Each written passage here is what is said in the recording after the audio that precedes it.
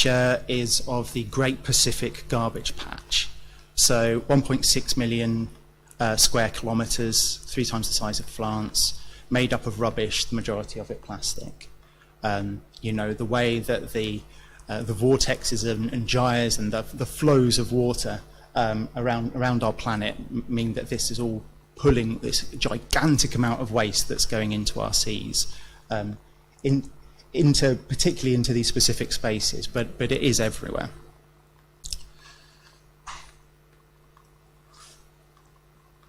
This sperm whale was beached in Spain and had 29 kilograms of plastic in its stomach, plastic bags, fishing nets. The prediction from the Ellen MacArthur Foundation is that by 2050 there'll be more plastic in the ocean than fish, which is a shocking prediction. This one's kind of slightly closer to home, a British seabird, guillemot, and I think this is just a really important message about balloons. Balloons are really fun. I actually have been a balloon modeler in my past, but balloons are plastic, and if a seabird, the one study showed that if a seabird ingested a bit of a balloon that's soft plastic, it was 32 times more likely to die than ingesting a piece of hard plastic. So, you know, there being examples of cows, dogs, horses dying through eating balloons. So I think that's like, that kind of, that stat empowers me where, you know, if you see outside a new restaurant or something, a big thing of balloons, I just smile at them and say, can you make sure none of these blow away?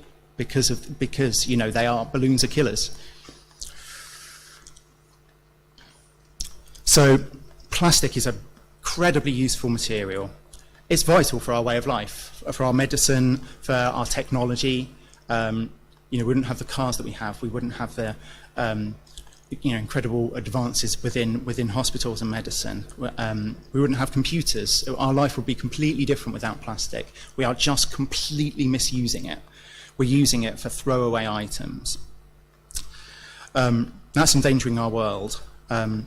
We need to, one person described it as, we need to put plastic back on its pedestal. We need to realise, actually, plastic's amazing, but we can't use it for all of the things that we're using it for at the moment. So, something that people have said to me in the past is, why Birmingham? Birmingham is about far away from the sea as you can get in this country. Birmingham really matters. Anything that goes down our drains, potentially anything that would go into our toilets, down our sinks, there's no guarantee it's going to be filtered out, especially if there's, at the moment, you know, and more into the future, big flood events, big rain events. You know, that will bypass any sort of sewage system that would kind of filter out the plastic. So genuinely, and also if you think about the length of time that plastic can be on our planet, genuinely, if you drop a crisp packet in Cannon Hill, be blown into the River Ray, will be around for hundreds of years. You know, that could be contributing to the horrific pictures that we've seen previously. So Birmingham really matters. Another shocking thing is again, so much of this is about the interconnectedness of our world. So plastics, when they do break down, will break down into, you know, really small bits of plastic. One statistic is that 1/3 of the fish caught for human consumption has plastic in it. It's getting into our water. Yeah, there are studies showing that you know, quite a shocking amount of drinking water around the world has microplastics in it, and even the air.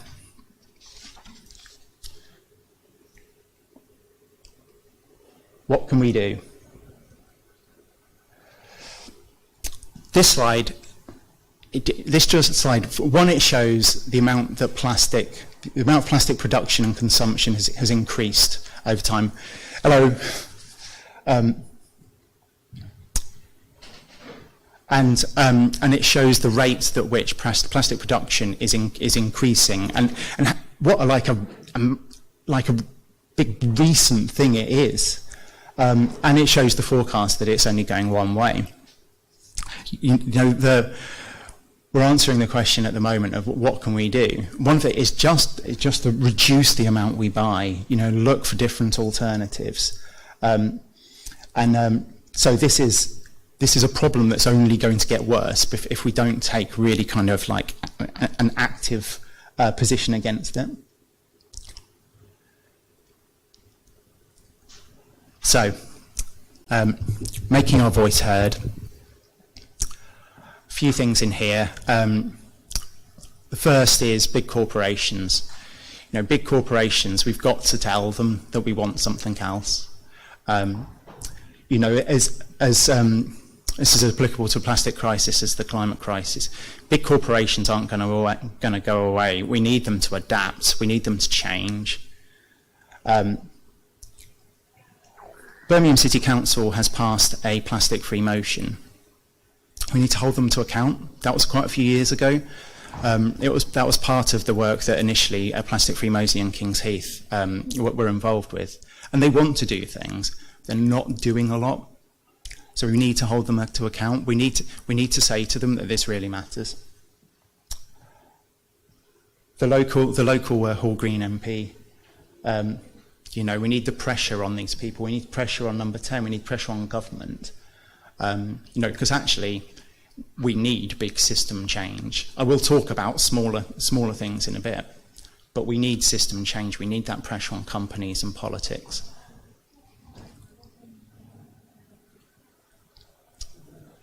And that is, so although we need the big system change, there are so many things, so many small things that we can do. And I really like this slide. It's just kind of, sometimes you can feel like, you know, just going to a gig and taking your own reusable pint glass, and it being a bit awkward and them going, oh, well, we don't normally do this. And you know, all of these things, you know, taking a reusable coffee cup, all of these things, they can feel like such a drop in the ocean.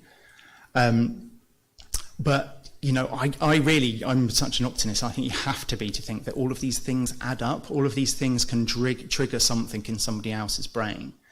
So I really do think that great things can start small. Create the future with your money. So this relates back to the corporations thing. You know, if you're going to go to Asda, try choosing things that aren't wrapped in plastic. But locally, we've got some great zero waste alternatives. And we really need to, I think you can create the future with your own money, with the choices that you make. Indigo, Burren Fox, Crossover and Clean Kilo, just some examples that I kind of thought of quite quickly. Clean Kilo is just incredible. You know, it's a whole different way of doing things, but really something that we can back with our money.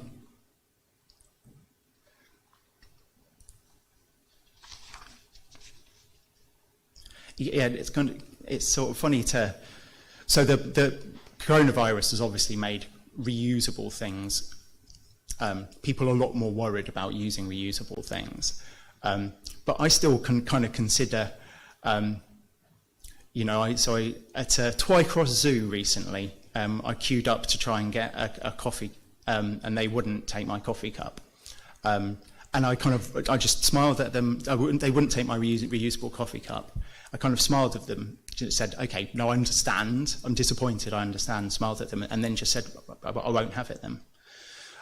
So it's kind of like, you know, it's such a small thing, but it's kind of, I still think that that's a little act of a political act to make people think that of, you know, really embracing reusable alternatives.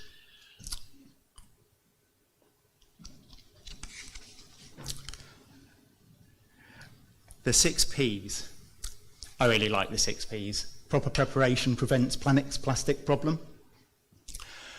So we've really got into a habit of taking a reusable cup, a reusable bottle, knife and fork and things.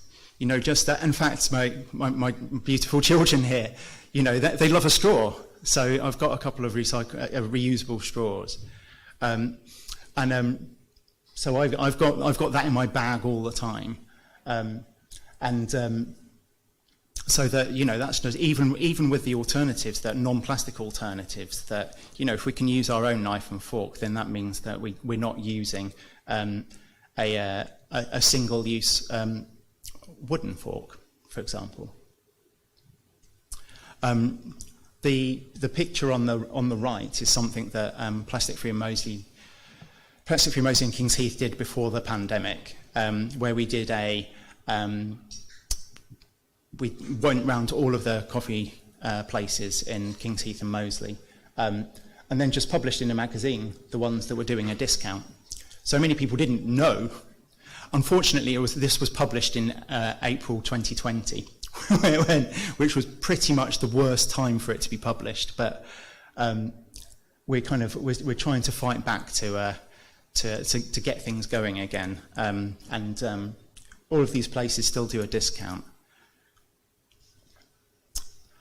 So this is about, I think this is really, really important, being cynical and asking questions.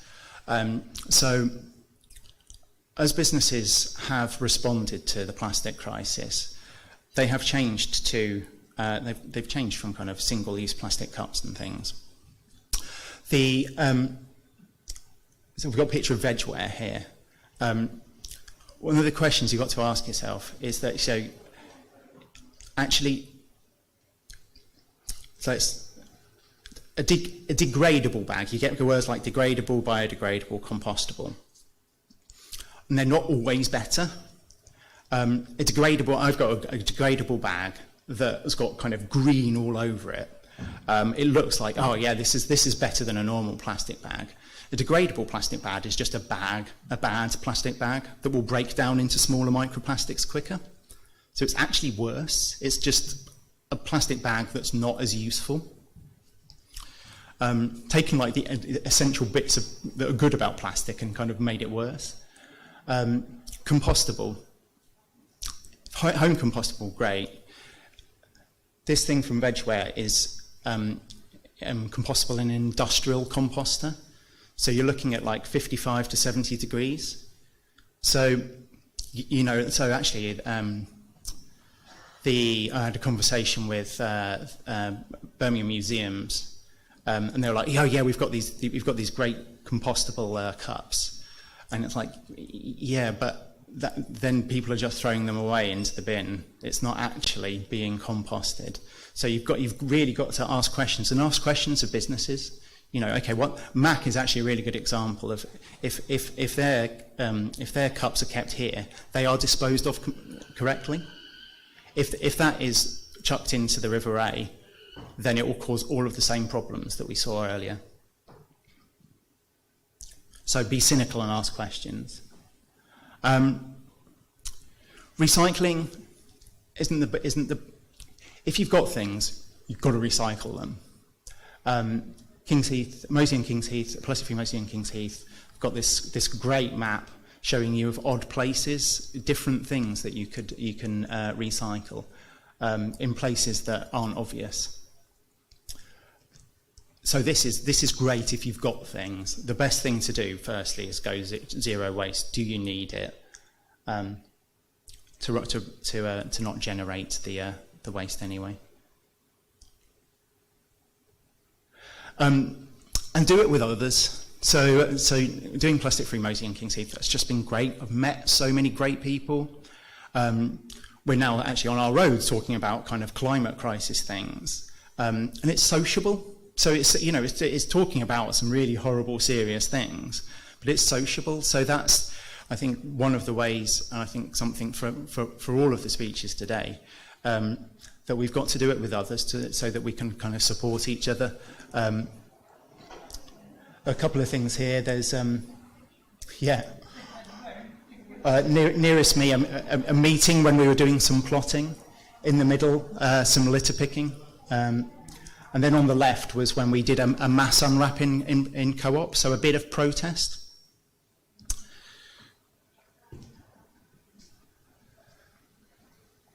We don't need a handful of people doing zero waste perfectly. We need millions of people doing it imperfectly. I'm absolutely doing it imperfectly, but I'm thinking all the time, how can I get it better? How can I put a bit more pressure on corporations? How can I put a bit more pressure on politicians? And how can I reduce my own impact? But we do need to do something. You know, this, if we think back to the graph that showed the exponential increase in plastic production, you know, that can't continue and any good come out of it. So all that's necessary for the triumph of evil is for good people to do nothing. Greatest threat to our planet is the belief that someone else will save it. We have to take action. But also, when we start to act, hope is everywhere. This is the meeting up with like-minded people. So instead of looking for hope, look for action, then hope will come. But we do have to take action now. That's it. Thank you very much.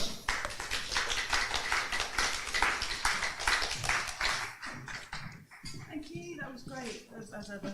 Thank you very much. Yeah, Sorry, and yes, so thank you for very much putting up with a couple of technical difficulties at the start as well. Oh, and come and talk to us on our slide, on our stall rather. Yeah, absolutely, they're out there. So, next up is Climate Action Network West Midlands, which, as I said before, does what it says on the tin. It's a West Midlands organisation who tries to join the dots between all the other organisations and what they're doing. Have you got a PowerPoint? Okay, you might need to vamp a bit while I load it. Okay. Give me a second.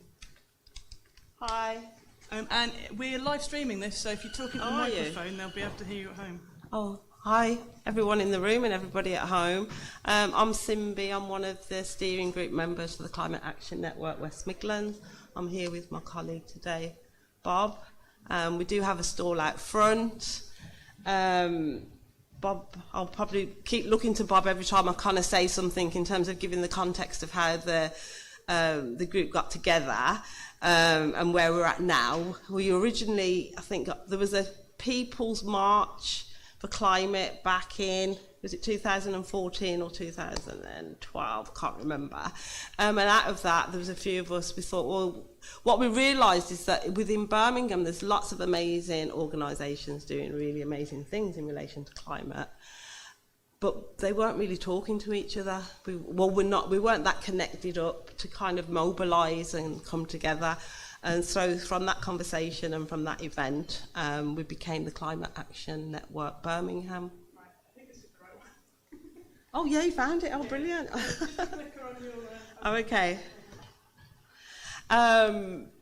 So yeah, and then that, you know, people, you know, Birmingham morphs and kind of we're quite a porous city in terms of our you know, our kind of the surrounding communities. So then with colleagues and people interested in Telford and kind of the wider West Midlands, and we decided to become the Climate Action Network for the West Midlands. One of the key things that we did was kind of grapple with, because with lots of different grapple with, well, what are the key issues, and how do we kind of present that and say we're the Climate Action Network, but these are kind of the key issues that that we're all focusing on, and we can they're relevant to us whether it's local at a personal level, but also on the kind of more global level. So we did.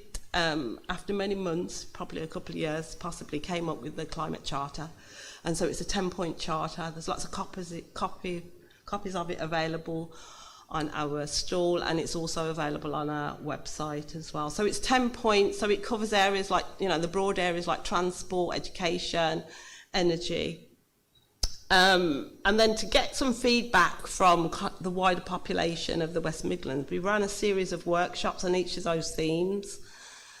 Again, I'm not sure of the date, but from that, it was like, what are some of the key pressing issues? And one of the key conversations that came out of those workshops was education and young people. I mean, my background is using community work, and I work a lot in informal education with young people. So I was like, yeah, you know, I'd like to see how we kind of open up that space and that conversation for more young people to kind of contribute and be involved. And hence the development of the Climate Champions resource pack evolved and came to be. And again, that was through input. We started working with some of the school strikers for climate. They also were supporting us and helping us to kind of understand and frame the climate conversation to make it relevant for young people.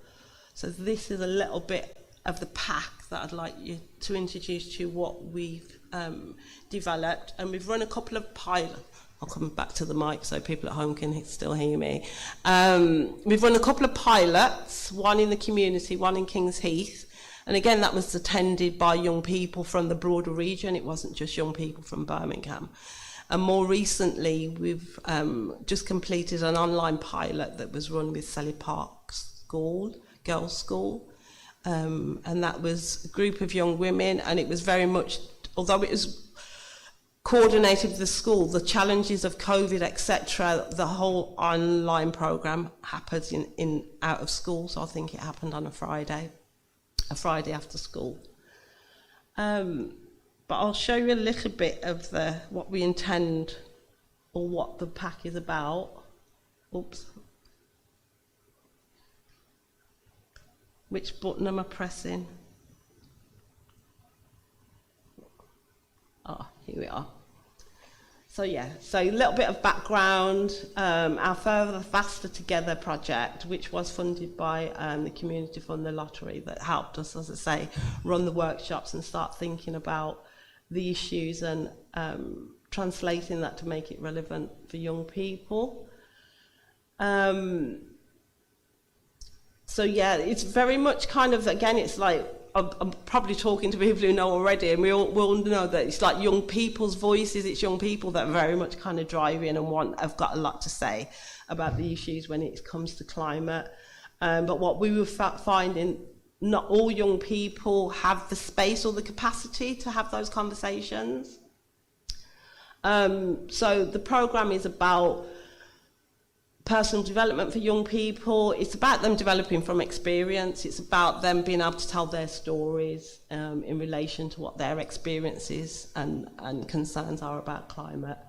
Very much problem posing. So we know within, climate change, that big issue is, there's so many problems that it can feel overwhelming. So it's very much about enabling young people to recognise the problems that they can see, and then kind of creating opportunities for them, as the previous speaker was saying about taking action.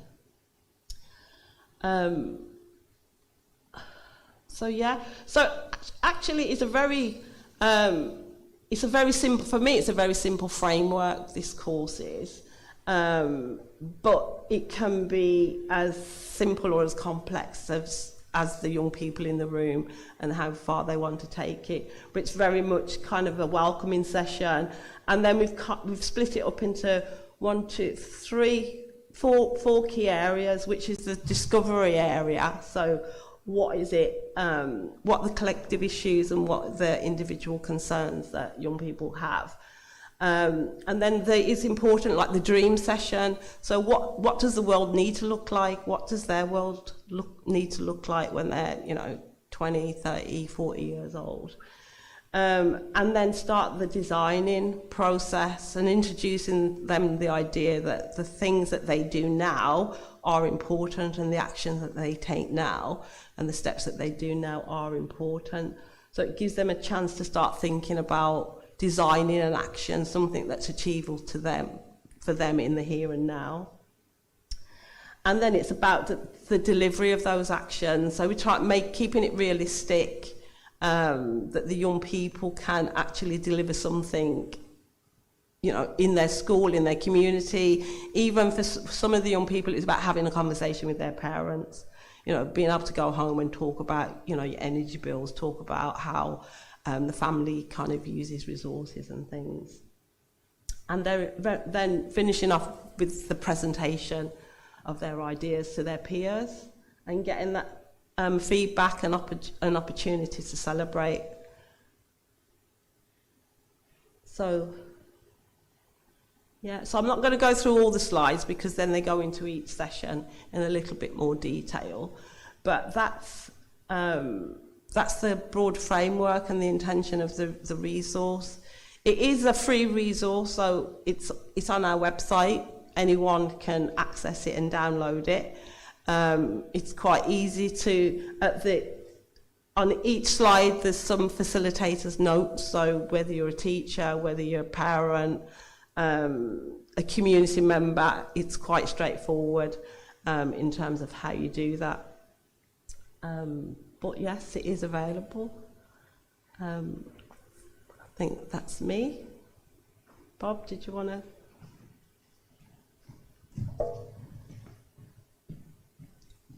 Free transport. Oh. Yeah. Yeah. I'll let you Okay. step in, sorry. Hello, my name is Bob. If you go outside and see our stall, you'll find some of our charters there, which have proved very popular. And on it, we have our 10 policy points, demands, whatever you want to call them. And one of them is for free public transport. We think this is the best way to get cars off the road. And it's not just something which is dropped out of our heads. It's now becoming increasingly common all around the world. There are about 100 cities around the world that now have free public transport systems of one shape or another. When I say free, it's free at the point of use. The nearest one is Dunkirk, which serves, I think it's 200,000 people. There's Tallinn in Estonia, which serves 400,000 people. There's the whole of Luxembourg. There's Chengdu in China. There's Kansas City in the USA, and many, many other places. In Europe, it's mainly Poland and France, but this number of places is expanding. And if you watch the news recently, you see it's even come to the UK. Swansea brought in free public transport for 4 weeks in the summer for their locality. And Herefordshire, not too far away, has brought it in at weekends. Free public transport as often as you want, wherever you like, within the county at weekends. So this is an idea whose time is coming in our view. If you offer people free transport, it's a major inducement to leave the car behind. It's a major way of cutting emissions. Because in Birmingham, the second biggest source of emissions is from surface transport. In the West Midlands region, it's the biggest, and it's one of the biggest in the UK as a whole. And unlike the emissions from power supply and generation, it's not going down, it's actually increasing. The number of cars is projected to increase, and so we think we have to counter that and get rid of the car culture. In my view, electric cars are not the panacea. They still produce pollution from tyres, for example, and if everybody had one of these cars, which are very heavy, by the way, and destroy the roads, you need vast amounts of electricity which could only come from more fossil fuels. And so we think we have to break from the car culture. And if you just do it by bans and say you can't drive here and you can't drive there, you probably get a bit of a backlash. So we think the carrot should come first. So we're beginning now a campaign for free public transport in Birmingham and the West Midlands. And we've been to the Birmingham City Council about this, we've been to the Combined Authority about this, and basically, at the moment, a nice idea, but we're not interested. Well, to us, that's not good enough, and so we want to make the campaign even bigger. So your support on that will be most gratefully received. Thank you.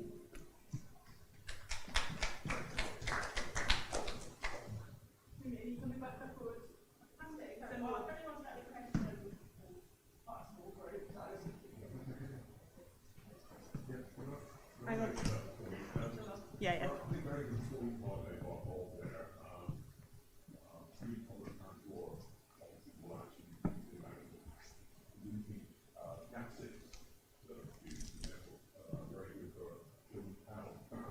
The other thing I'd like to raise is the question of the pollution and the carbon dioxide produced by the military, the institution in the world with the biggest production of carbon dioxide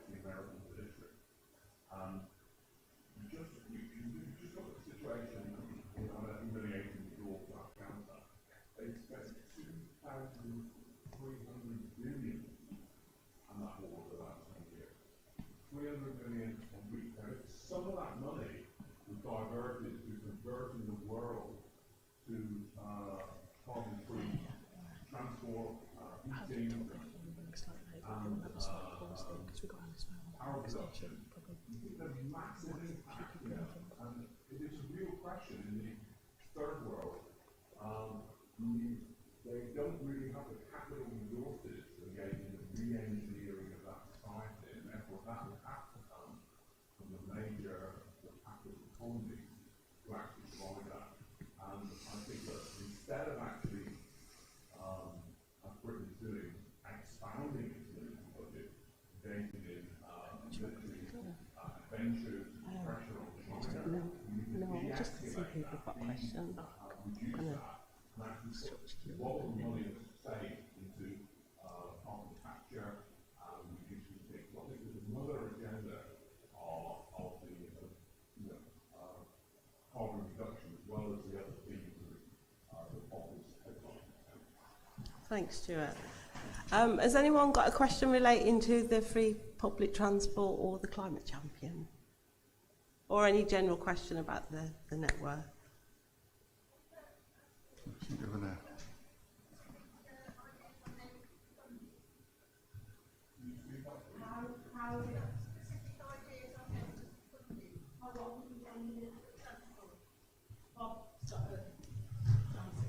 There was an article in Tribune recently which said to bring in fare free public transport across the whole of the UK would cost about £3.5 billion a year. If you invested in new routes, renovate the buses and that kind of a thing, major investment, that could rise another billion or two more. But compare that to the £160 billion which is now projected for HS2. Now, where is the priority?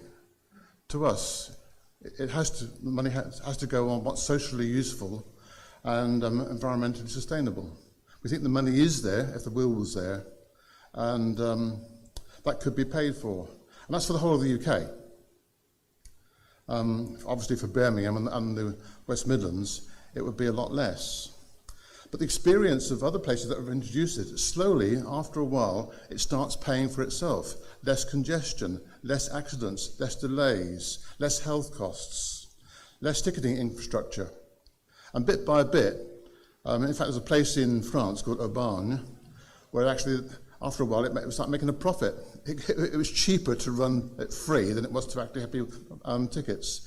And to a certain extent, that's also true in Tallinn, in Estonia. So we think it's easily affordable. What's lacking is the will. Good question, thank you. Is that everything? Sorry, I'm talking to the microphone.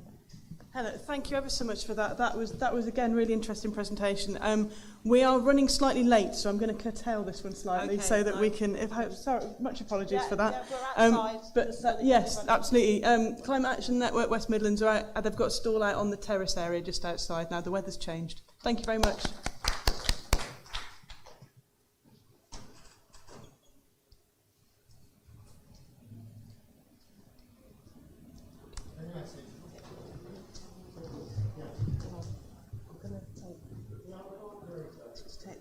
Oh, yes, of course, I need to take. Yeah, you do.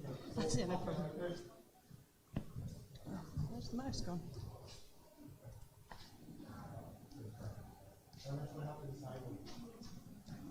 Sorry. What's going on?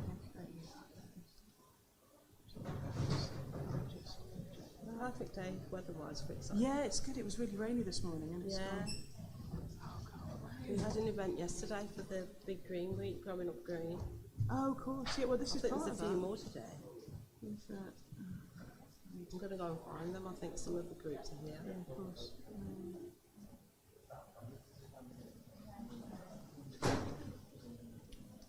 Sorry, I am just going to do that. Yeah, it's fine.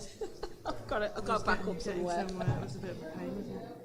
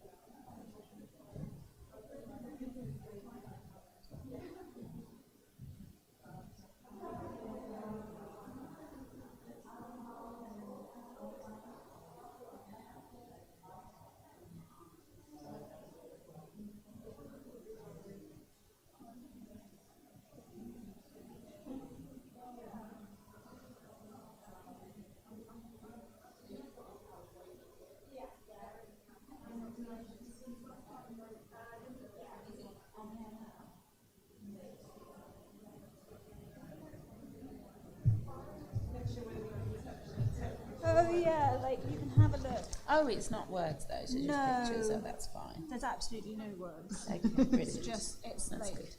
it's essentially the whole principle of this kind of gardening is instead of growing vegetables in straight lines, Right. you grow everything in a kind of muddle. Yeah. Because straight line vegetable growing is really good. It grows vegetables really fast when you give them equidistance, but it means that it's really easy for pests to do well. So by mixing everything up, you get something that's more akin to an ecosystem, so it looks after itself. So that's the principle. Ecosystem. And the other one that I think might be quite complicated is the soil food web, Soil food. which is basically just describing the ecology of what's happening.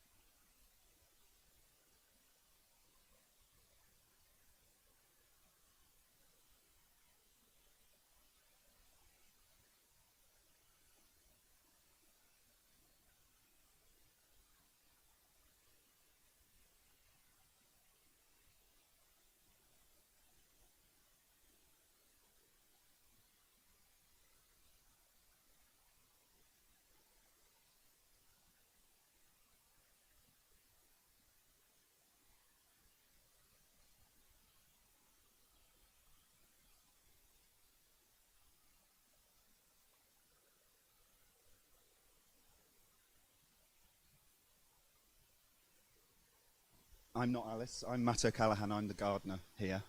So they thought it appropriate that I should introduce Alice. So I'd like to welcome Alys Fowler, who's going to be talking about her new book, Eat What You Grow. I've had a quick look already and it's brilliant. So I'm looking forward to this. So thanks, Alice. Hello, everyone. Nice tech people up there. How do I actually get the dog? Is it from? Start the slideshow and it should go up there. There you Hey. I'll also adjust this microphone. Oh, okay, yeah, because I'm short. Hello. You can kind of come together in the middle a bit. Anyhow, maybe you like them space spot. I live down the road. I live in King's Heath, if you don't know that. And I have really typical terrace back garden that you would imagine from around here. And I also have an allotment. And I grow all our fruit and vegetables, except for the obvious things like citrus and watermelons. But everything else comes out the garden and the allotment. And I grow using this system called polyculture. So I'm going to take you through a little bit how that works. So this is a very romantic picture of the garden. As you can see, it doesn't look like a veg garden in any kind of traditional sense. So there are absolutely no straight lines in my world. And that is because I garden under a set of principles called polyculture. Now, traditional, conventional veg growing in a straight row is a monoculture. So you grow a line of carrots, or a line of potatoes, or a line of garlic. And this method is incredibly efficient. So your vegetables grow really fast, you give them equidistance, so they're not got any competition, so you can get them as quickly as possible, and was amazingly good at getting vegetables to markets. But it's not good for the soil, it's not actually so good for the vegetables, and it's not that good for everything, absolutely everything else. So all the insects and the microbes and the bacteria and the mammals and the birds and everything else. Monoculture is good for us, pretty much rubbish for everybody else. Which doesn't mean I don't like monoculture growing. I just think that this method is a way to be really wildlife friendly, and it turns out you don't have to do that much work. Once you get the system set up, you can do very little. So in the back garden, since the end of June, I've done 3.5 hours of actual gardening. So that's one of the reasons why I love it, because I turn out to like doing lots of other things as well.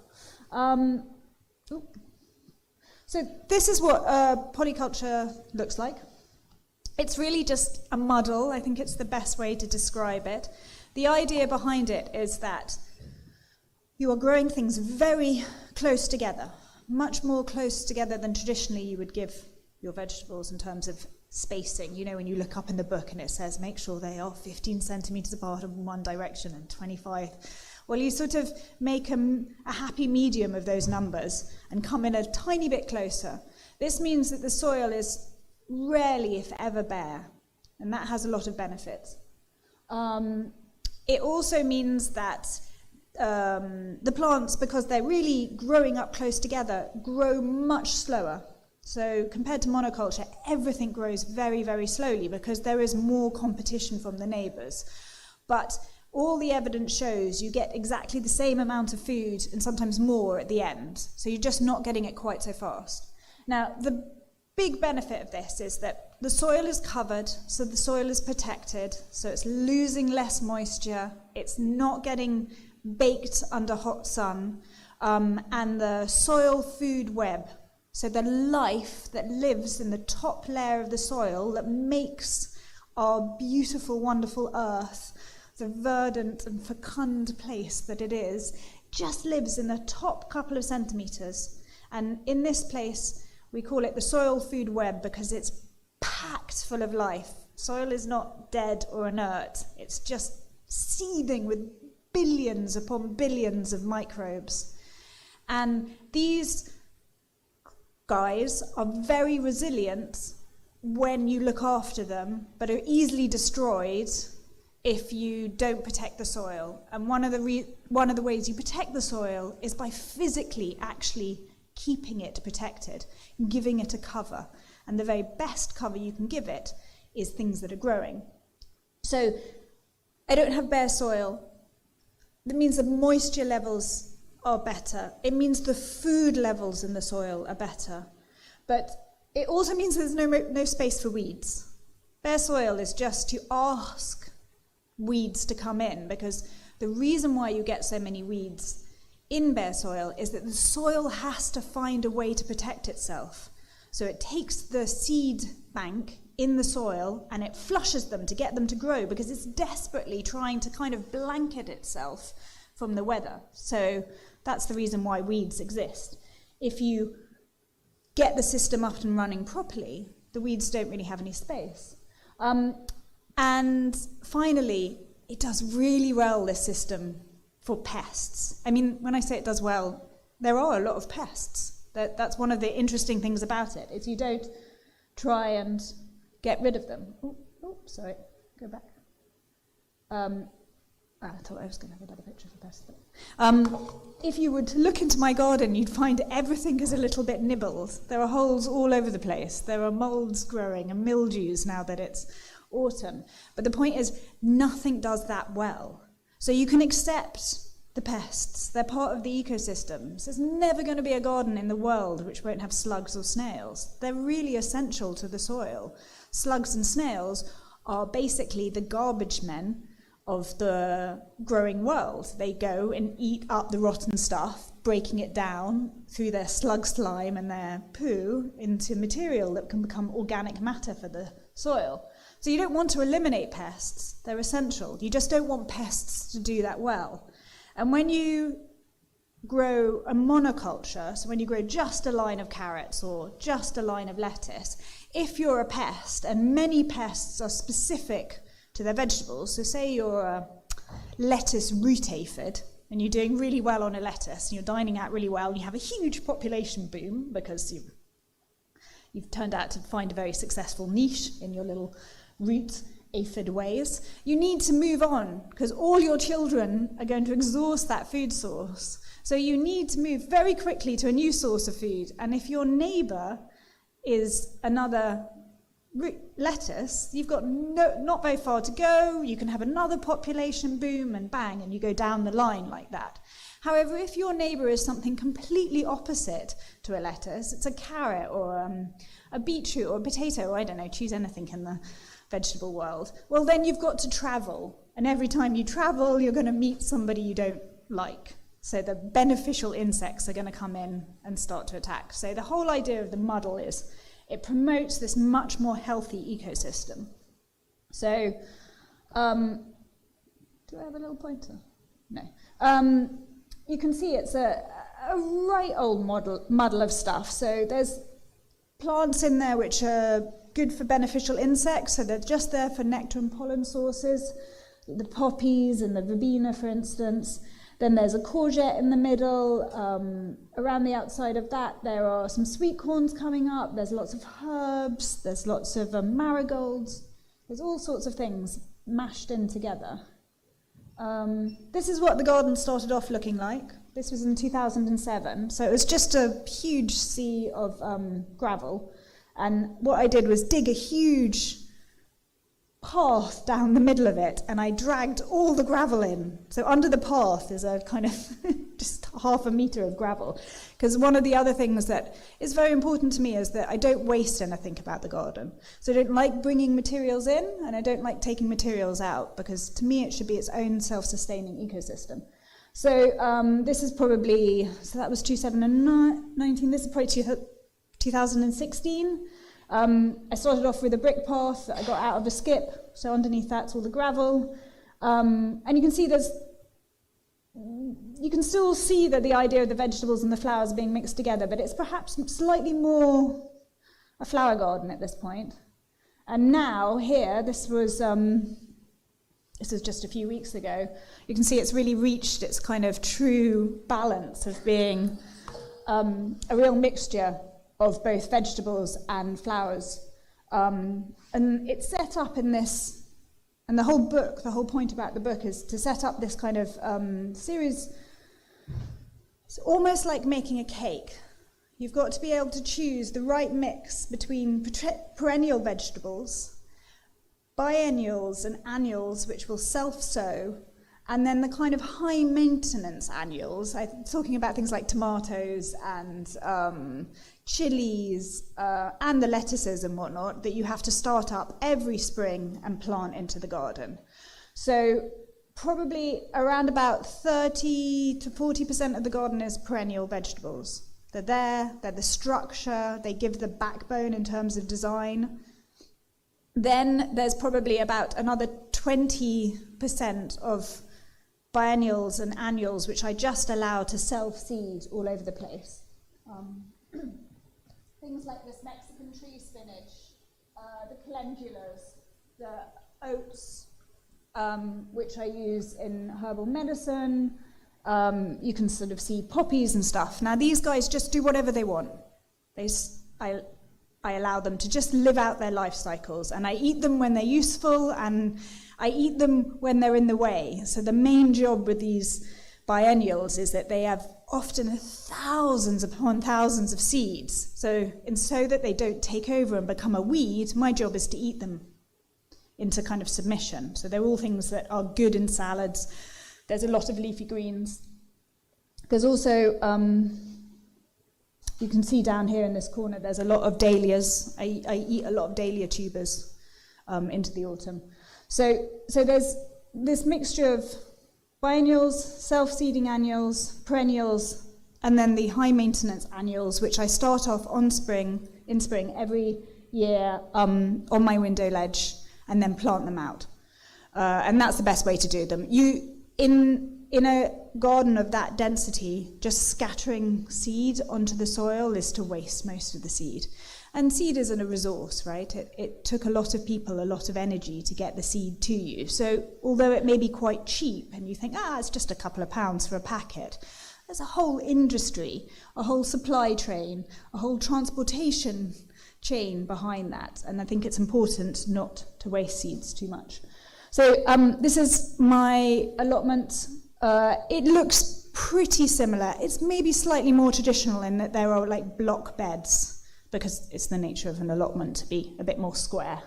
But you can kind of see it's by no means kind of a traditional allotment. That's what it looks like. So these little beds here are individual polycultures. So this bed, I'll just talk about that one there. In there are dwarf French beans, Japanese bunching onions, lettuces, beetroot, Swiss chard, and some calendula that you can't actually see in flower. And I do use netting on the allotment because I do tend to have quite a lot of pigeons. I'm not quite entirely sure what I'm netting there, but I clearly felt I needed to keep something of it. But as you can see, it's quite sort of densely planted together again, and it's still very much a muddle. So I may have drifts of things, like mimicking how plants would naturally reproduce themselves in the wild, but I tend not to try and have too many blocks, because blocks promote these single pest problems. So here's just a closer look at how packed in things can really be. So this is in the garden. This is a couple of weeks ago. There's a couple of lettuces down at the bottom. There's herb marjoram growing around the edge. There's some lavender. There is an acorn squash, which is was planted behind that sedum and is allowed to sort of just wiggle its way through things. Behind that, there's some rhubarb. Behind that, there's some daylilies. I use sedum quite a lot in the garden. I love it. It's such a good nectar plant. At this time of year, if we were to go into my garden right now, it would just be covered in bees. So it's a really good source of nectar for them late in the year, which is useful. But in spring, you can eat the young leaves. They're kind of just before they're really getting fleshy. So when they're really first appearing, they have this very particular flavour that I wouldn't even know how to describe outside of a sedum. But they're quite delicious when you add them to it. I mean, you wouldn't want a salad of just sedum leaves. It would be a very odd thing. But if, a few of them dotted through a salad works really well. They're kind of crunchy and fresh. And they've got this sedum quality to them. many of the odd things in polyculture are very, you sort of say, well, it's a bit like spinach. It's nothing like spinach, but it's the closest thing you can get to. This is a much older picture from years ago, but just showing how this can work even with a kind of more traditional setup. So you plant something like a courgette, which is what's growing in the middle, and when it's a baby plant, and then you need about 2 feet before your next courgette, maybe 1.5 feet before your next courgette, to give them enough space, because they get really big plants when they're growing. But so you have all this bare space around them. So even in a kind of more traditional setup, you could just sow some lettuce just in a kind of ring around the courgette.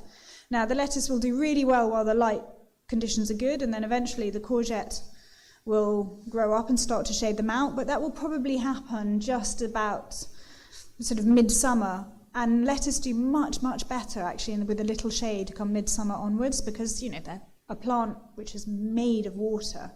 So the more you can shade them, the more they can kind of keep hold of that moisture in their leaves. So you can sort of sow around the courgette and then let the courgette grow up around them. I use a lot of different lettuces across the garden, and I seed save a lot of different lettuces. But if you're finding yourself having a really hard time with slugs, I really recommend moving over to red lettuces. They have more anthocyanins, which is the pigment that makes the red colour, and this is just less appealing to a slug. So you will find that red-leaved things are more resilient to slug attack than green ones, which you can even see in that one, because you can definitely see that the green one has been munched a bit more. And then in front of it, I've got, can't remember what it was, but some little cabbage. This is polyculture from years ago. So it's about just using these little spaces and accepting that some things are going to shade out other things, but by the time that shading's happened, either it's to the benefit of the plant, or that you've finished with that one and it's time to make space for the next thing to grow.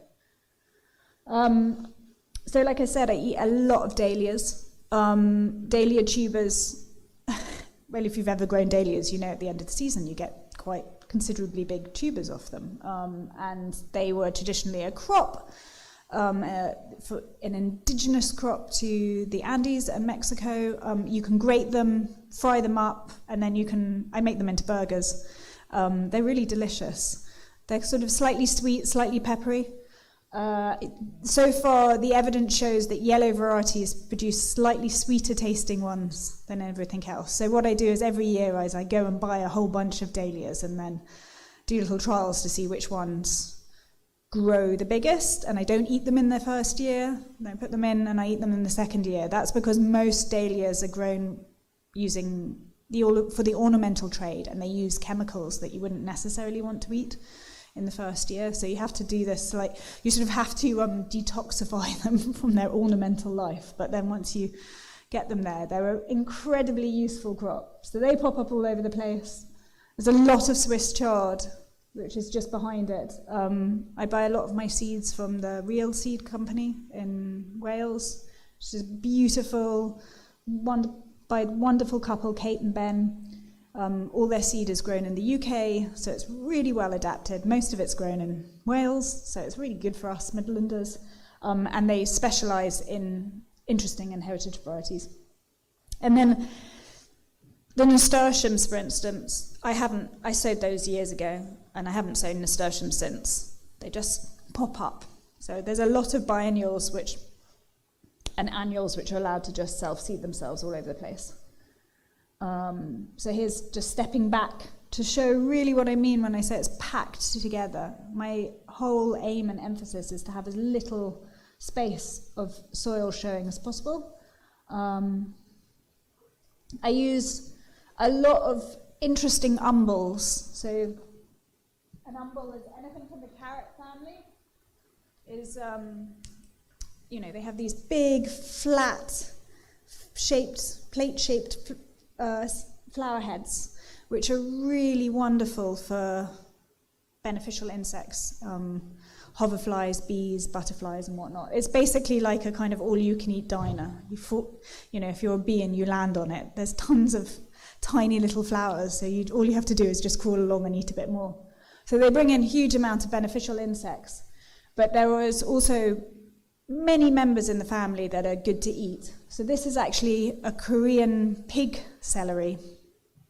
So it's a kind of perennial celery that is grown in Korea and in North Japan. Depending on where you are, you either feed it to your pigs or yourself. It's got a very nice, to feed it to the pigs suggests that it isn't delicious, but it is really delicious. It's a kind of mild, somewhere between lovage and celery. It's incredibly hardy. So even when we had that snow, whenever it was way back, you could go and dig under the snow and there would be a flush of really good green leaves. So it was a really useful sort of salad addition and kind of pot herb in the early spring when little else is doing well. And then all summer you get these huge, beautiful white flower heads that are so useful to the bees. And behind that is herb fennel. I use that a lot in the garden too, again, because it just looks really beautiful. I'm trying to make this kind of romantic cottage garden look, so I want lots of things which will kind of give this sort of slightly whimsical air, but will also work for me. So again, the fennel's another good example. Really good for beneficial insects, covered all summer long with it. And then I use the seed a lot in my cooking, toasted as a kind of, so I use the herb fennel seed probably more than I use any of the leaves. There you go. Get plenty of seed. Here's just another look at a polyculture. One of the things about polyculture is it's very much still a sort of experimental, in an experimental phase in terms of vegetable growing. So you just have to keep trying out combinations. The important thing in polyculture is to imagine what's going to happen above ground as much as what's going to happen below ground. So if you have something like a beetroot, which is in the centre towards the bottom of the picture there, it's a very nice beetroot called Shiraz tall top. It's got very, very long, tall leaves, so you get a lot of stems, so you can also eat it. You can eat the leaves as much as you can eat the root. And it's useful in a polyculture because those long, tall stems means that it can kind of grow up and out of crowded neighbours.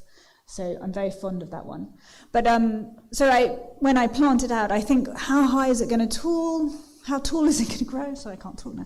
How tall is it going to grow? Is it going to shade things out? What am I going to have to put next door to it so it doesn't get shaded out itself, but so it doesn't shade out the things around? So, you consider the height, which is kind of traditional border growing. Tall things to the back, small things to the front. But you also have to think, what's happening underground? So it's a beetroot. It's going to have a root that starts off very small, sends out a huge mass of very fine root hairs, which will establish its place in the soil, and then it's going to swell into a storage root. And so a beetroot will kind of, if you think of the beetroot growing up like this, it has a kind of column of roots that goes a little further than you might imagine. So it goes further than the kind of the beetroot that you sort of see when you pull out. And when a beetroot is really happy, like I say, it creates this very dense mass of roots around. And that means that nothing will do very well close up to it.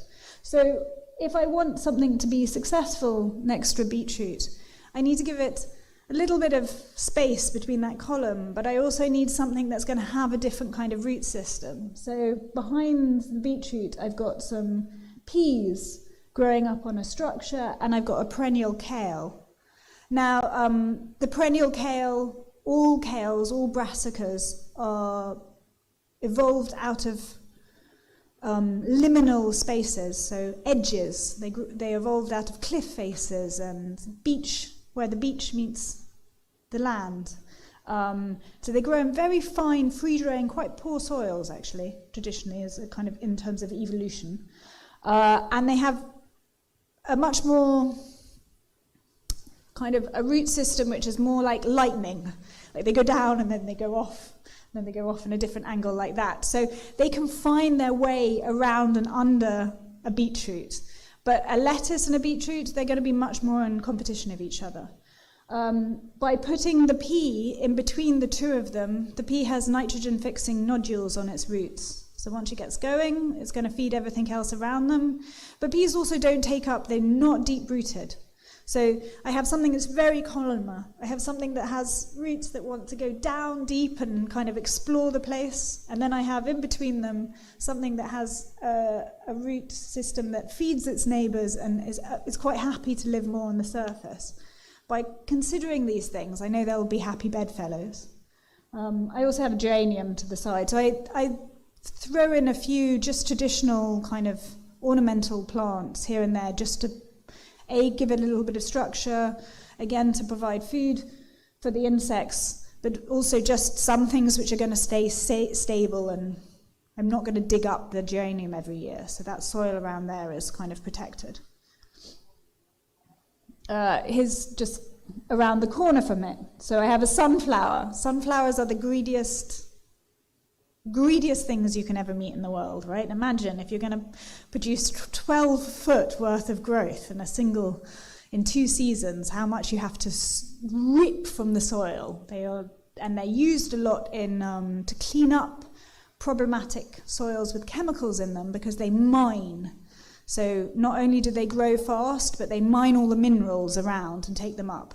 So the sunflowers always go to the back of the garden for the obvious reason that they're really tall, but I'm also growing them because I like the seed, I like the way they look, I like the fact they feed the birds, but I can use them to mine minerals which are in my soil and then feed other plants. So at the end of the season, I will take up the sunflower stems, I will cut them down, I will burn them in I just have a fire pit, and then I'll use the ash.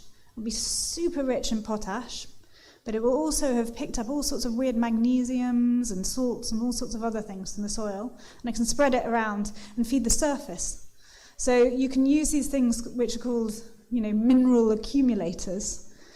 Comfrey, dock is another one, quite a few ferns, rhubarb, sunflowers, to get hold of the minerals which are in the subsoil and bring them up to the topsoil, which means I don't have to go and rely on manufactured fertilizers. I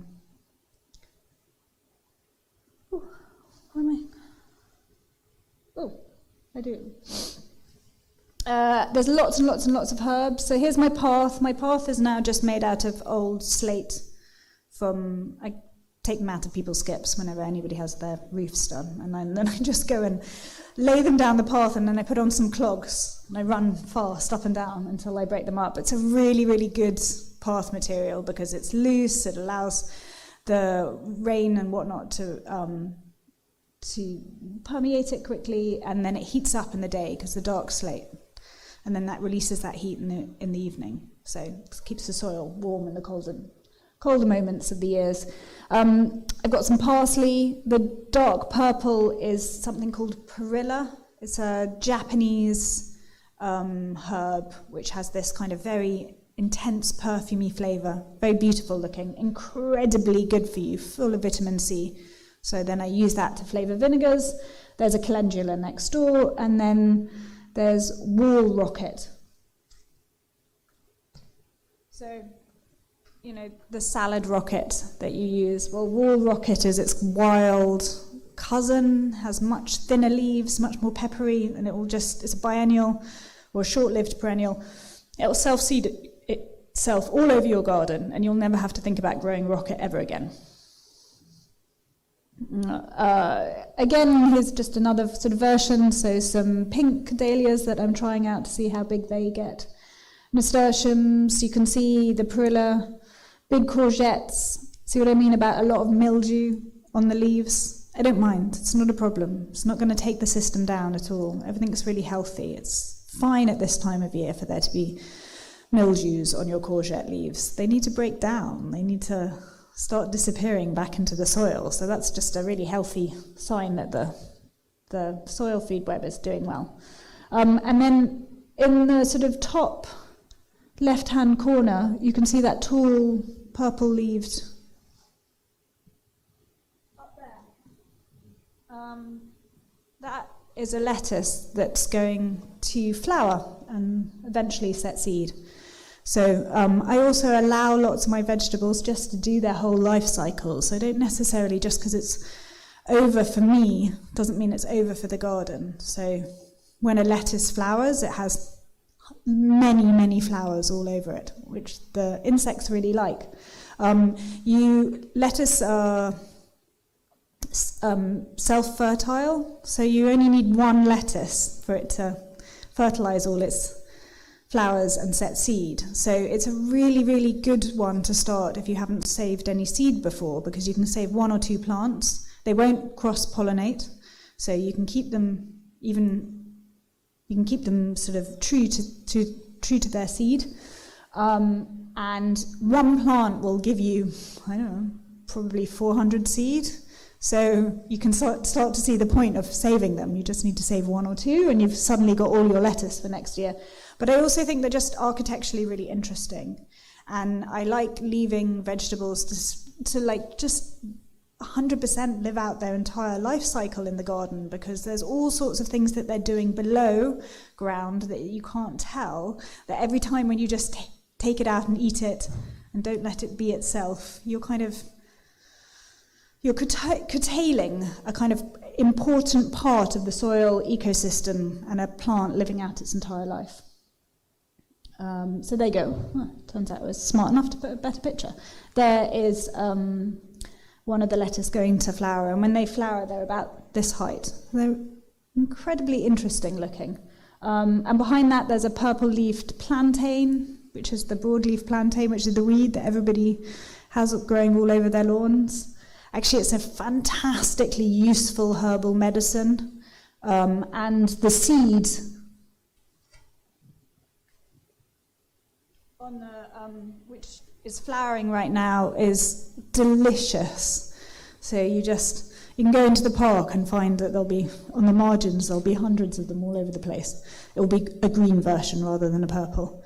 And you just toast them, fry them really briefly in a frying pan, and they're nutty and they're packed full of protein and they've got lots of vitamins in them. So they're incredibly healthful and interesting thing to put into your food.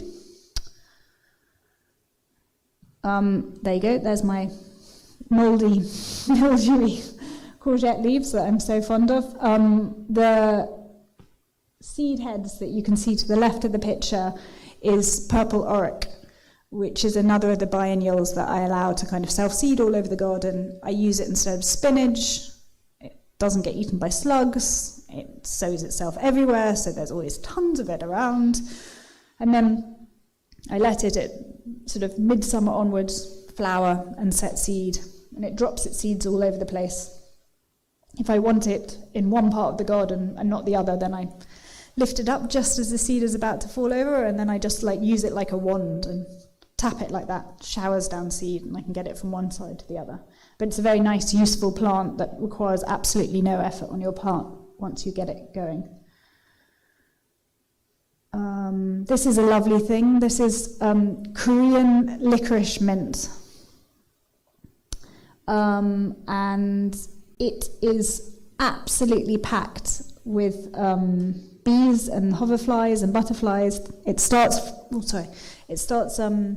flowering in July, and it won't finish until October. And the leaves have this really delicious kind of anise mint flavour. So they're really good in tea, and it's a very good herbal medicine. It's incredible if you're hungover, because it's got known to help with headaches, and also to settle your stomach. So it's like the Alka-Seltzer of the plant world, and it really is 100% very effective. This is another nice odd thing. It's called Caucasian mountain spinach. So it comes from the forests in Caucasia and across Russia. It grows in deep, deep shade. It's a climbing plant. You eat it in spring like spinach. You can cut it 3 or 4 or 5 times. It will start appearing even in as early as kind of February, out of the snow. But the most interesting thing about it is it only will grow in deep shade. So actually it's a really useful plant because you can get it to grow up a tree, or you can get it to grow up on that north-facing wall, which never sees any sun. In fact, you put it in the sun and it's like a vampire. It's like, take me out, take me out. So it's quite a nice thing. This, I don't use many F1 seeds. F1 means first filial generation. It means that it's been, you can't collect the seed of F1 plants. They're all uniform, and if you were to sow them, they would throw back their parents, so they wouldn't come true to seed, essentially. So if you have an F1 tomato and you grow it, if your F1 tomato is yellow, you might actually find out it had pink mother and purple father, and that's what you get the next time round. So you don't get anything that's true to seed.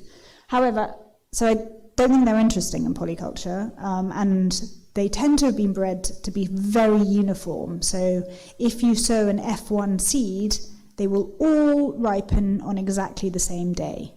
So if you grow F1 cabbages, every single one will come to maturity on the dot at the same time, which is really useful if you're going to market, but really annoying if you're a home gardener and you've suddenly got 30 cabbages all that need picking.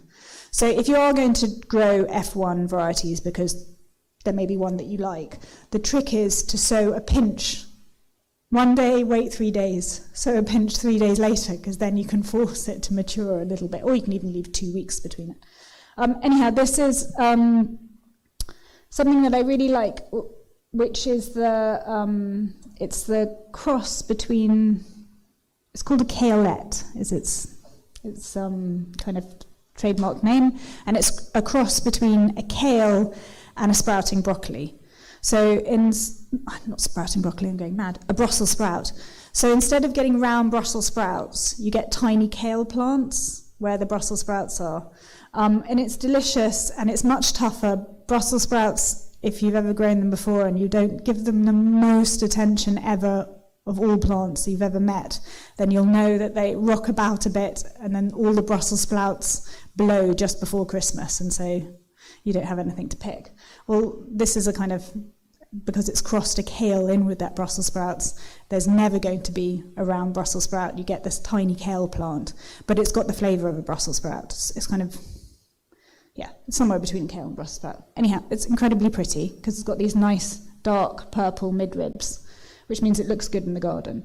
And by doing this thing of sowing it every few days, you can get them to ripen across the garden just after a different amount of time, and you can pick them for a really long time. So I think they're easier and more useful than Brussels sprouts. Brussels sprouts are just basically they've been bred too far down the cabbage line to work very well in something like a polyculture. This is quite interesting. This is 9-star perennial broccoli, which is not a broccoli, it's a cauliflower pretending to be a sprouting broccoli. So you get these little cauliflower heads, and the first one appears in the middle, like this picture, and then you pick that, and then you get 9 stars around it. It's perennial, so it will last for about 5 or 6 years. So you get it in the garden, and then you can just keep harvesting it every year. You just must make sure it never flowers, because the minute it flowers, it gives up on life. It's quite a kind of sprawling, rambling plant, but appears left, right, and sort of, it will grow here one year, and then next year it will send off a new shoot and go off in a completely different direction. It's not stupid, it goes off to find new food elsewhere. So when you plant it somewhere, you have to expect that it's sort of will slightly move itself around. But like I say, 5 years, plant it once, nothing to do for the next 5 years.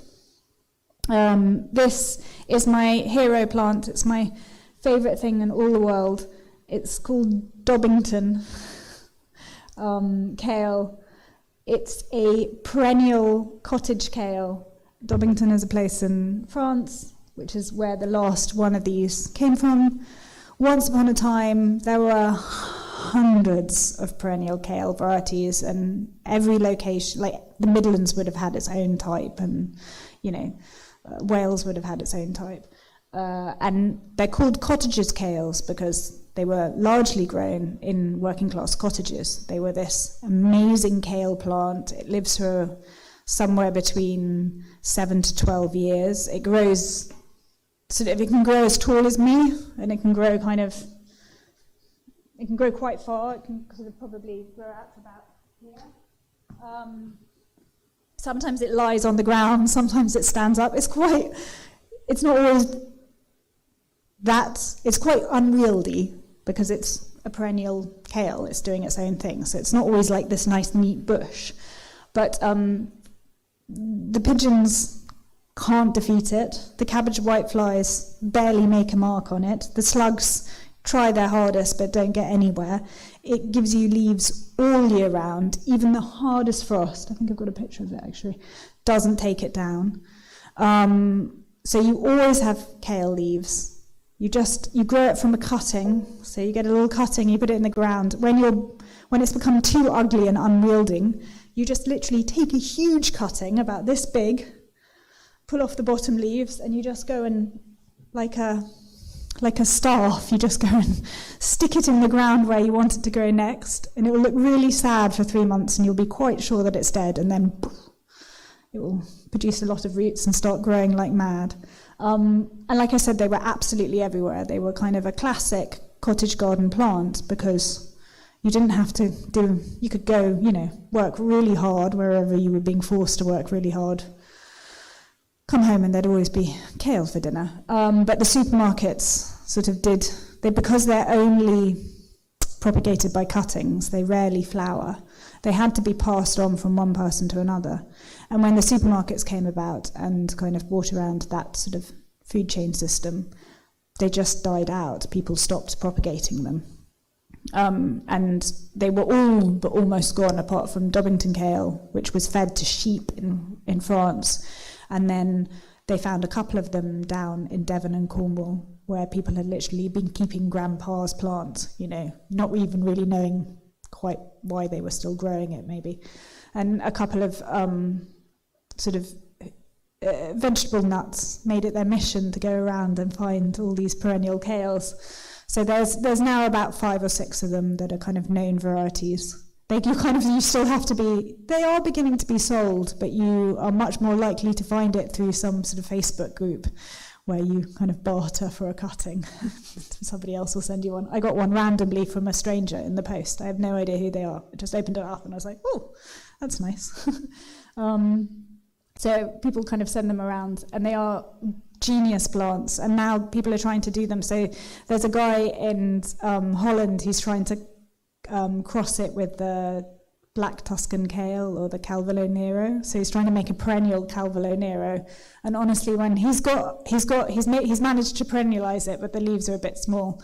Once he gets to big leaves, I think all my dreams will be answered, because I cannot think of anything better than a Calvolo Nero that you don't have to do anything. So if there was one thing I'd really sort of press upon you, is to go out and find one of these perennial or cottage kales, because they are genius garden plants. I grow lots and lots of other kales as well. This is another nice one which I think people should grow more of. It's called Bare Necessities. The interesting thing about these kales is this is true for any vegetable, it's true for parsley, the more frills the leaves have, the more frost resistant it is, because the frills allow the plant to trap air, and therefore it just keeps them a bit warmer. So if you've got a frost pocket, or you want particularly tough plants for the winter, go for the frilly ones. So like I said, I'm going to just finish up after this.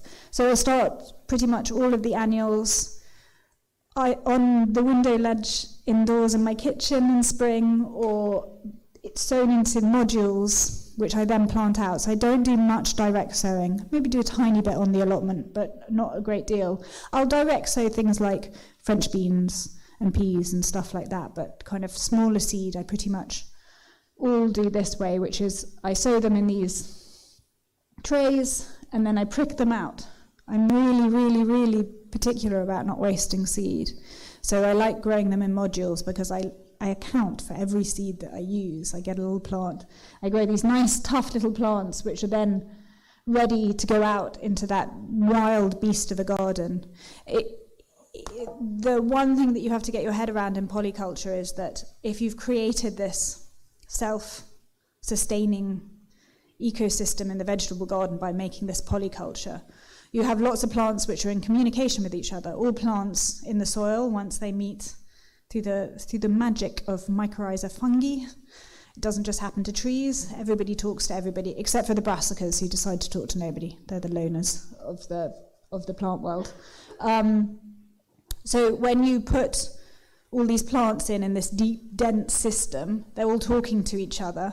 And when you put a tiny little baby in, it's got to get in communication so that it can literally tap into the kind of the food web, which is sometimes talked about like the web, the internet. It's kind of this similar thing. Lots of communication going on underneath in the ground.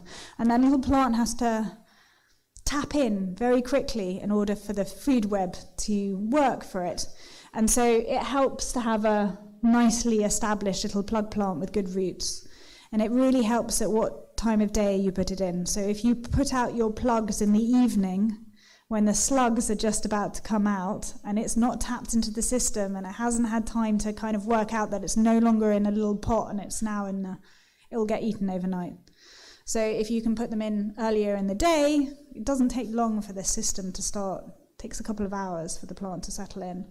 So there's a few little tiny bits of sort of understanding that make the system work well. And if you were to put a tiny little plug plant like this into the system right now, when everything is rotting back, this is when I have more slugs than I have any other time of year because it's autumn and there's all the sorts of rot and everything's wet and and damp. It's doing what we know autumn to do well. So if you're going to put a tiny brand new little plant into a place where everybody else is going, had a nice season, think I'm going to rot back, well, you can kind of see that the little plant might struggle with all the kind of all the things going on. So you just have to be a little aware of when you put things out and at what size you put things out. And occasionally, sometimes it makes more sense to pot up the little plant to get it to a decent size to go into the system than to put it in as a very small thing. But really, that is the most complicated thing about a polyculture.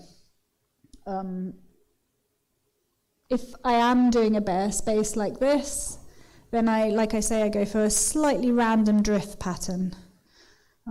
So these are lettuces, pak choi, I think when they were radicchio on the other side, and then in between that, I think there were a single crop of dwarf French beans that were planted in. So I try to work for, if I'm going to do a kind of a block planting on the allotment, I try to work for sort of 5 or 6 things in the polyculture max. And I'll leave it at that, I think, because I think I've whittled on for quite some time. Yes, I have. That's the answer. But if you have any questions, I'm happy to have a go at answering them. Oh, I did once upon a time have a cookbook called Abundance. So you can go and buy that if you want, but it's not outside. The only book that's outside is Eat What You Grow, which is the last gardening book I'm ever going to write in my life. So you can go and buy it from me out there, and then you'll never be able to buy another one from me. Because I've decided to quit writing gardening books. So it's the accumulation of everything I know.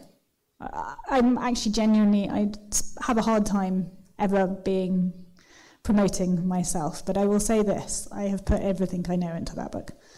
So, might be a lot or might be not a lot, but it's all that I know, that's for sure. Yes?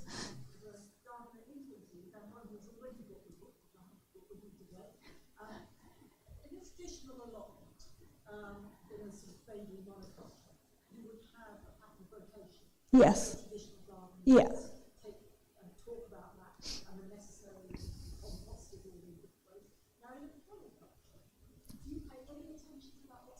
No, none whatsoever. I think rotation, the full crop rotation was set up in George III's time as a response to the land grab, so the loss of the commons, when people were largely subsistence farmers and growing on polyculture is as old as the ages. Nobody can claim it. It's just at the very beginning of us and plants is polyculture. And most subsistence farming looks a lot like polyculture because you grow a little bit of everything and then you chuck a cow and a pig in and some geese or whatever, hamsters, whatever, you know, is the thing that makes you happy. You grow a little bit of everything, and that's how, as a subsistence farmer, you get a balanced diet. But when the loss of the enclosures, so when the loss of the commons happened and the landed gentry, as we know them, decided to get big and beastly, they took the common land and they made it into larger parcels, which they gave to the land owners. And they had to come up with full crop rotation because they wanted to produce a lot of food so they could go and fight Napoleon. We have been left with this legacy that the crop rotation is essential. It's much more important in big field systems. It isn't essential, but it's more important in big field systems. But in small, tiny gardens, the idea that it is destroying any kind of pests is bonkers because you walk from one side of your plot to the other, and so you will carry as many pests over as your plant. Also, it's just very reductive and limited in its understanding of how vegetables grow. If you enjoy doing it, by all means keep doing it, because I think people should do everything that they enjoy within reason. But if you don't enjoy doing it, just throw it out. It doesn't really make any difference. And most of the crop rotations that you're supposed to be practicing, if you're really going to do pest management, are on a much bigger scale than 1 year. So I would say throw out the capitalist, white supremacist notion of land grabbing and grow anything where you want to. Do you compost? Yes, massively, hugely, everywhere. I use two different, so at home I use hot bins, which are these black bins which are made of polystyrene, the same polystyrene that they use in a car bumper. And it means that the bin heats up to around 80 degrees, which means you can cook so you can put all your leftovers, you can put like a whole chicken carcass, in fact regularly put a whole chicken carcass in it, and a few weeks later there's no chicken carcass left. So it's like a very hot worm bin, and it makes compost very quickly, and it's useful for food waste in an urban area, and also rats can't get into it. On the allotment I just use much more traditional, pallet bins made out of pallets in, a 3-bin system. And then I put out the compost in spring and in autumn. And that's pretty much only. And I don't put nearly as much as traditionally I kept saying, whack it on, put a huge amount. I actually put a very thin layer on all over, which sort of feeds the soil food web a bit better than... If you're trying to get rid of a lot of weeds, you need to put a lot on because it needs to act as a mulch. But if you're just trying to feed the soil, you actually don't need that much. You need maybe an inch.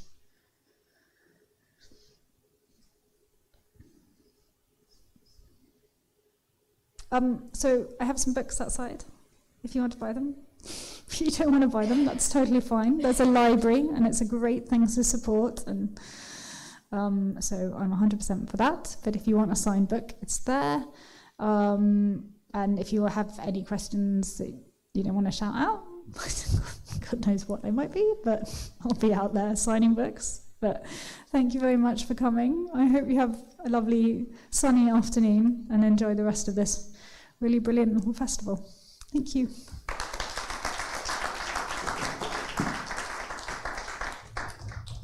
Thank you very much for that. So do you know where you're going to be set I'll just up? be out the front. Okay, out there. great.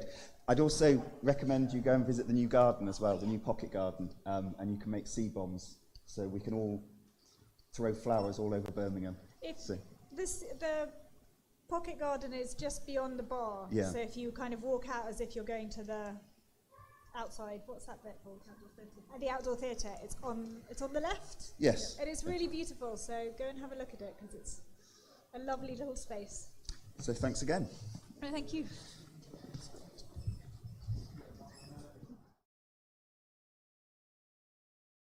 We were due to have Councillor Zaffar. He's had to cancel from foreseen circumstances, so we'll have a little bit of a break. And at 2 o'clock, at 3 o'clock, 2 o'clock, we'll be back with Aidan Moseby, who's an artist who does quite a lot of work on climate change. So please feel free to come back for that. Thank you very much.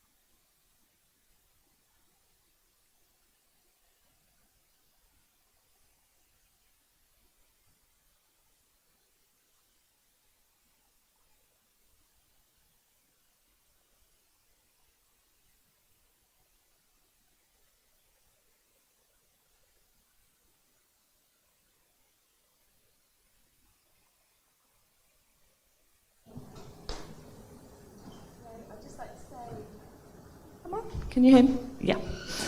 Okay. I'd just like to say hello and welcome today. We're really delighted that Aidan Moseby has joined us, and he will be talking to you today about curating climate change. Aidan Moseby is an artist and curator working at the intersection of climate change and well-being. His work explores the outer physical weather and our internal emotional weather through deep interconnectedness. Using his own practice as a starting point, this conversational talk will look at how art addresses some of the issues around climate change. We are so pleased that Aidan is working with us to present several bodies of work here at MAC over the coming months. He is exhibiting 2 works in a group show, The Butterfly Effect, which is in our first floor gallery, Saga City, The Periodic Table of Emotions, and a new commission, I Can Feel the Changing of the Seasons. This exhibition runs from 25th of September to 17th of November and has been curated by Rachel Bradley and our Culture Club members. So please do come back and see this show. Aidan will also be performing I Was Naked Smelling of Rain as part of the Bedlam Arts and Mental Health Festival here at MAC on 21st of November. This is a piece which explores absence, presence, loneliness and disconnectedness through the lens of weather, climate change and well-being. So please do check our website and highlights brochure for more information. So the talk will last for approximately 20-30 minutes, which will be followed by some question and answers. So I'll hand over to Aidan now. Thanks, Aidan. Thanks, Alice. Thank you. So I'm Aidan Moseby. I do work at the intersection of art, climate change and mental health, and increasingly technology. I like to make work which is not as an end to itself, but as a beginning. So I'm not particularly interested in making the object. It's what happens after the objects which particularly interests me, and bringing people to have conversations together to hopefully catalyse positive social change.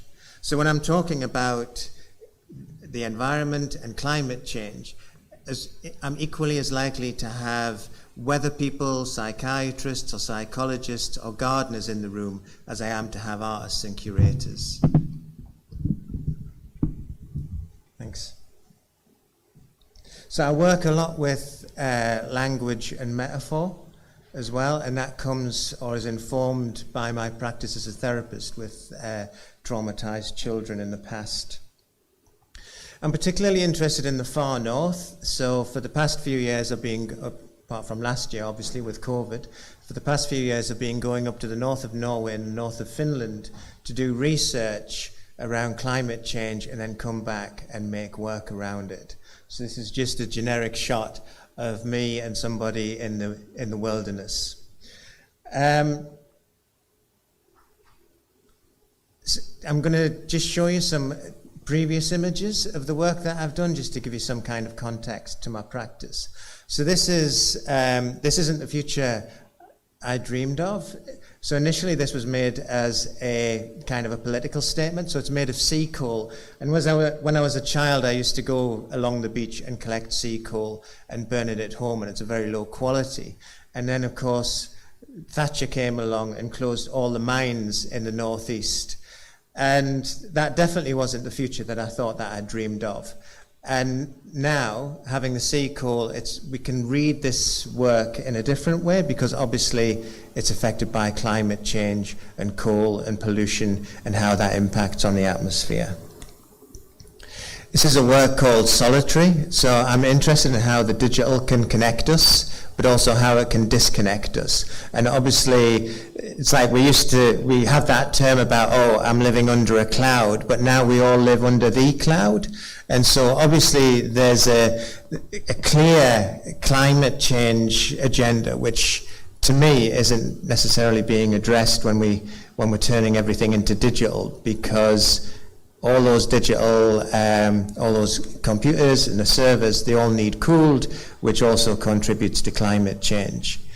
And also the way that it can bring us together, and particularly over the pandemic, when we've all turned to Teams and Zoom, but obviously we're not thinking about the climate cost of that either. And so this piece about solitary, and I like to work in a kind of a site-specific way as well, and that also means using the materials which are in that site. So initially the coal piece was made at the beach. This is made from keys from a computer. And I'm interested a lot in loneliness and isolation and solitariness and how we use that language. And prior to COVID, loneliness was a real epidemic.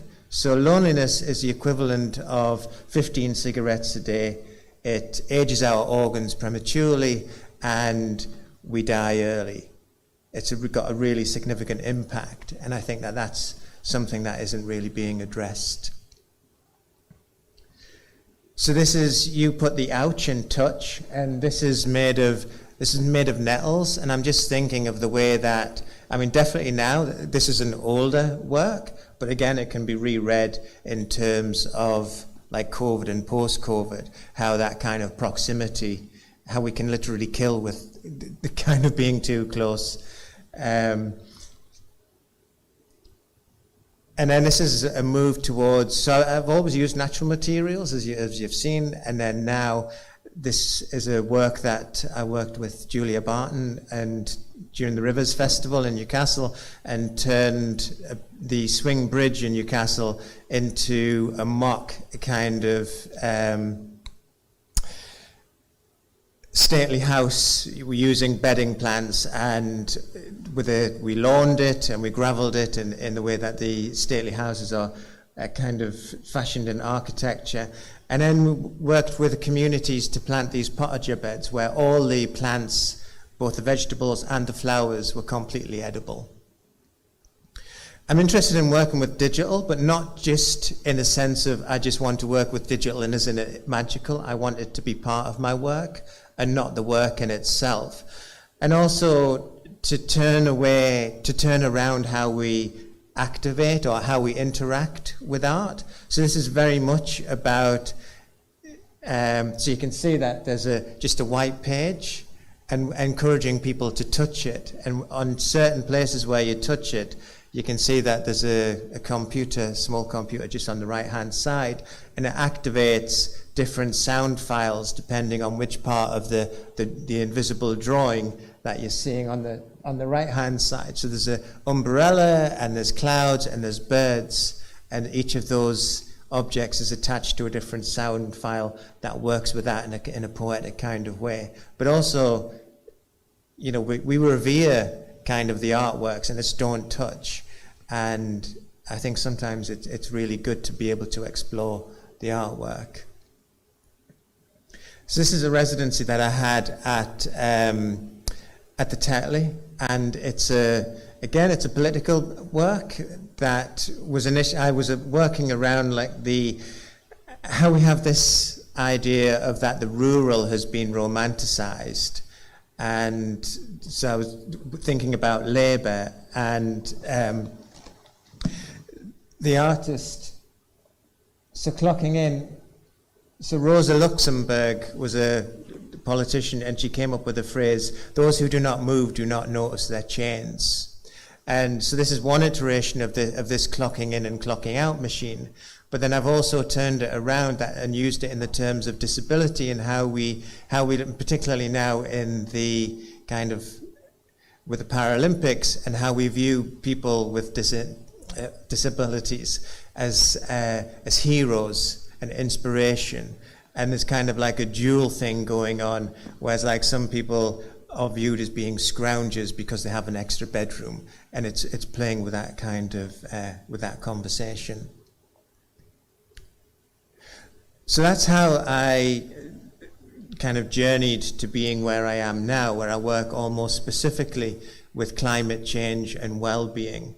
And my first real work that explored this is Sargassity, the periodic table of emotions.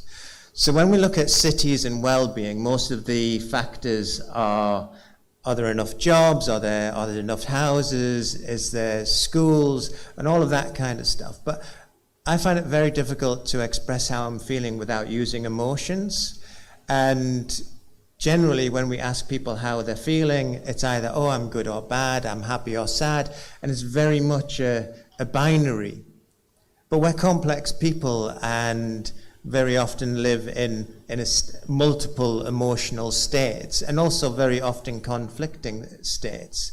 And so part of this work was, one, it was a call to action about how we can actually measure the well-being of a city in an emotional way, rather in those ways of houses and jobs and transport.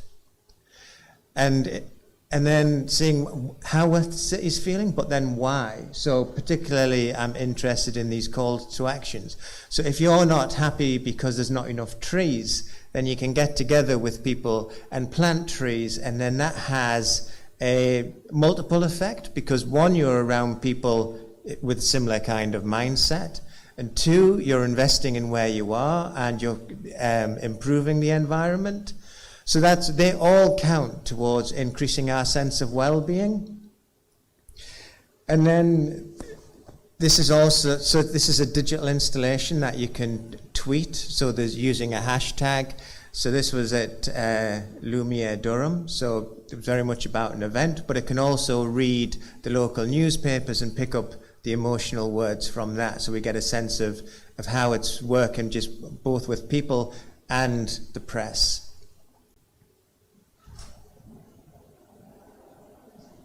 And then this was my next digital work, Between Stillness and Storm. So this is a shot of a weather balloon lit up at night and at a festival.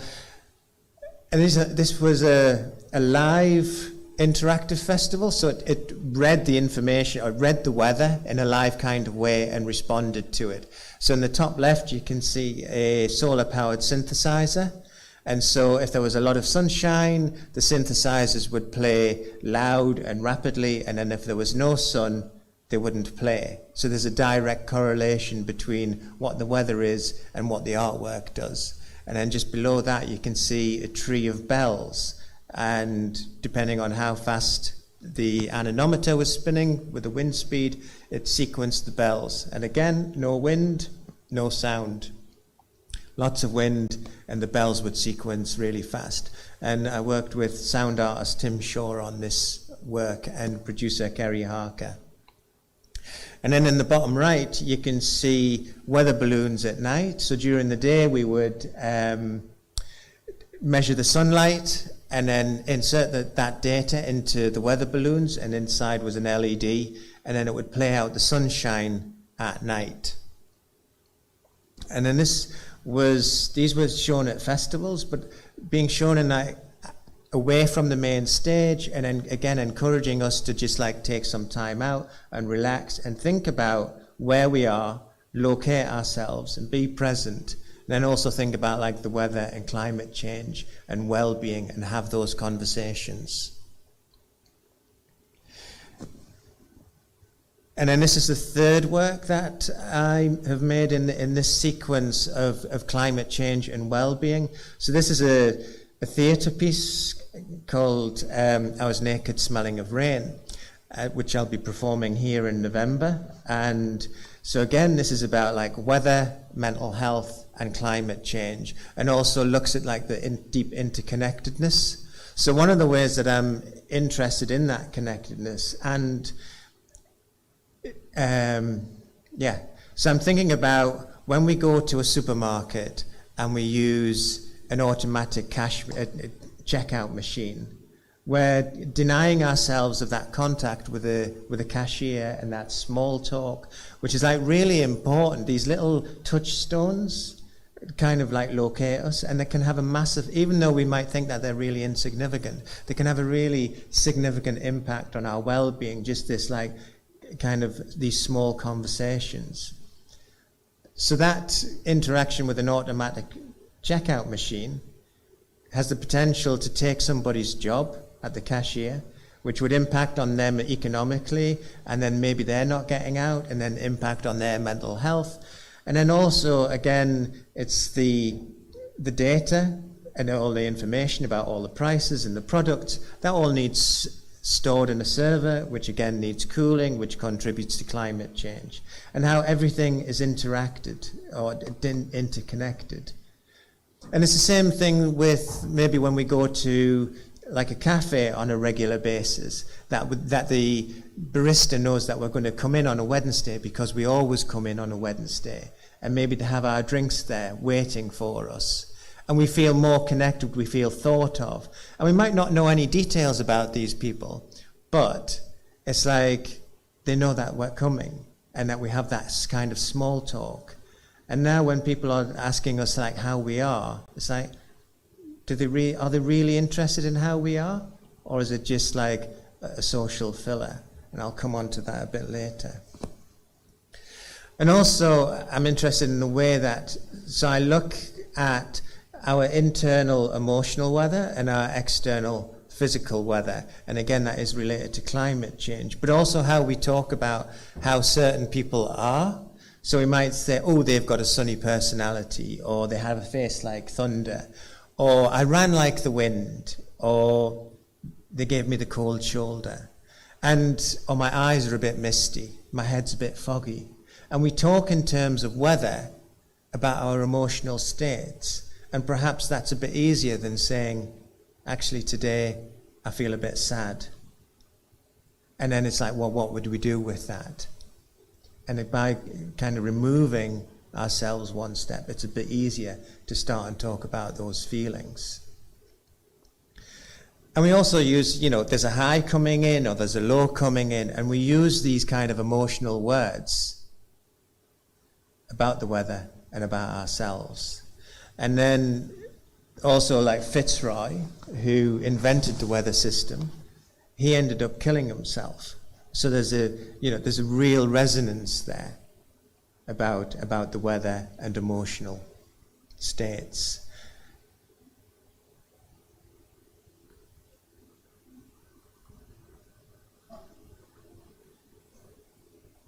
So this is a short video that I made. Don't destroy my childhood. And then it blurs, and it's in the snow, and then the next phrase is don't destroy my future. So I'm thinking of language, and I'm thinking of weather, and I was up in the north of Finland when I made this, and normally when I'm up there I get to see the northern lights, but this year, 2 years ago, it wasn't cold enough to clear the skies, and so I didn't see any northern lights.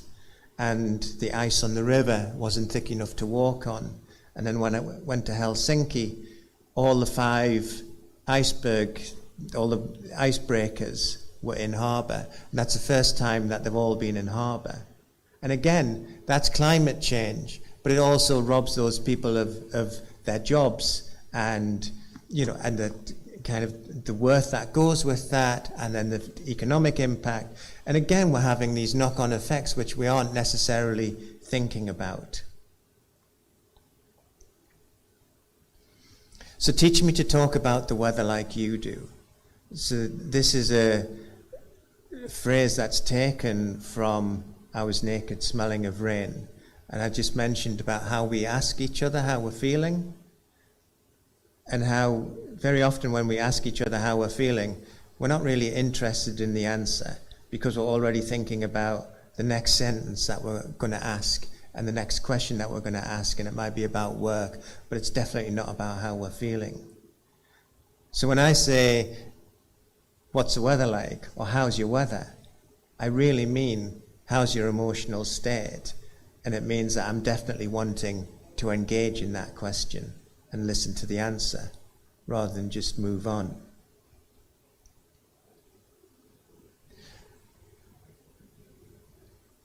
And then that work led me to working with Chloe Meineck at the Pervasive Media Studio. And just briefly, so trigger warning that I'm going to mention suicide for the next few minutes, or an emotional trauma. So I worked on a project to develop a tool which was working with young men who were at the risk or enhanced risk of suicide. And it's like, how can we actually deal with this? And there's between 35 and 50, there's a cohort of men who've been getting older and continue to be in this particular cohort who are at particular risk of taking their own lives. And so it's like, how can we do something and so about this? So we devised a tool which was both digital and analog. So getting people to draw their emotions about and looking at their own weather systems. So if you're deluged at work and flooded out, does that mean that you have a drought in your personal world? And if we have, like, we view it as a balloon. So if you've got stress in one area and real pressure, where does it create a bulge in the other aspects of your life? Whether it's your social life, your professional life, your family life, your cultural life, all these different areas that we have and the different responsibilities. I look at them as weather systems. And so we created a book and a system where it was kind of acknowledging how we were feeling according to these weather systems, but then also bringing in things like looking at things that we were grateful for and reminiscing, because we know that being grateful and reminiscing about positive times really can improve our mental health. And also looking at the sequence of if we go from ABC crisis, then if we can go A, B, C, A, B, and then it's like, oh, hang on a minute, we've been here before, and the last time we were here, you did this. And it's about encouraging people to track their own moods, but also to track their own solutions, rather than the solutions coming from outside and an app telling you, why don't you go for a walk, you'll feel better. It's actually doing things which people have found helpful for themselves. And this is a way that I kind of combine, because I also think that within our weather, which is our daily emotional state, there's also the climate. So we can have sunny days during persistent cloudy, dark times, we can have sunny days, and vice versa. And then this is moving on to more recent work. So this is a pair of children's Wellingtons in the sea. And this is a film work my first moving image work that I've made for an installation specifically. And this is in the Butterfly Effect, which opens next week upstairs. And again, I've used the imagery of children's Wellingtons, thinking, because children and the Wellingtons are a metaphor for the future. And you can see that the sea is halfway up. And climate change isn't like a sudden deluge and you're completely flooded all the time. It ebbs and flows like the tide. And I've used out of water shots and beneath water shots, again as a metaphor for internal and external emotional states. And then this is a very kind of, you're the only one here, which was one of the phrases on, I'm not sure if it was like Google Meet or Zoom or whatever during the pandemic. There were so many digital platforms that were used. And I was commissioned by Historic England to make an archive in the northeast for a week in lockdown. And so I took environmental aspects of that.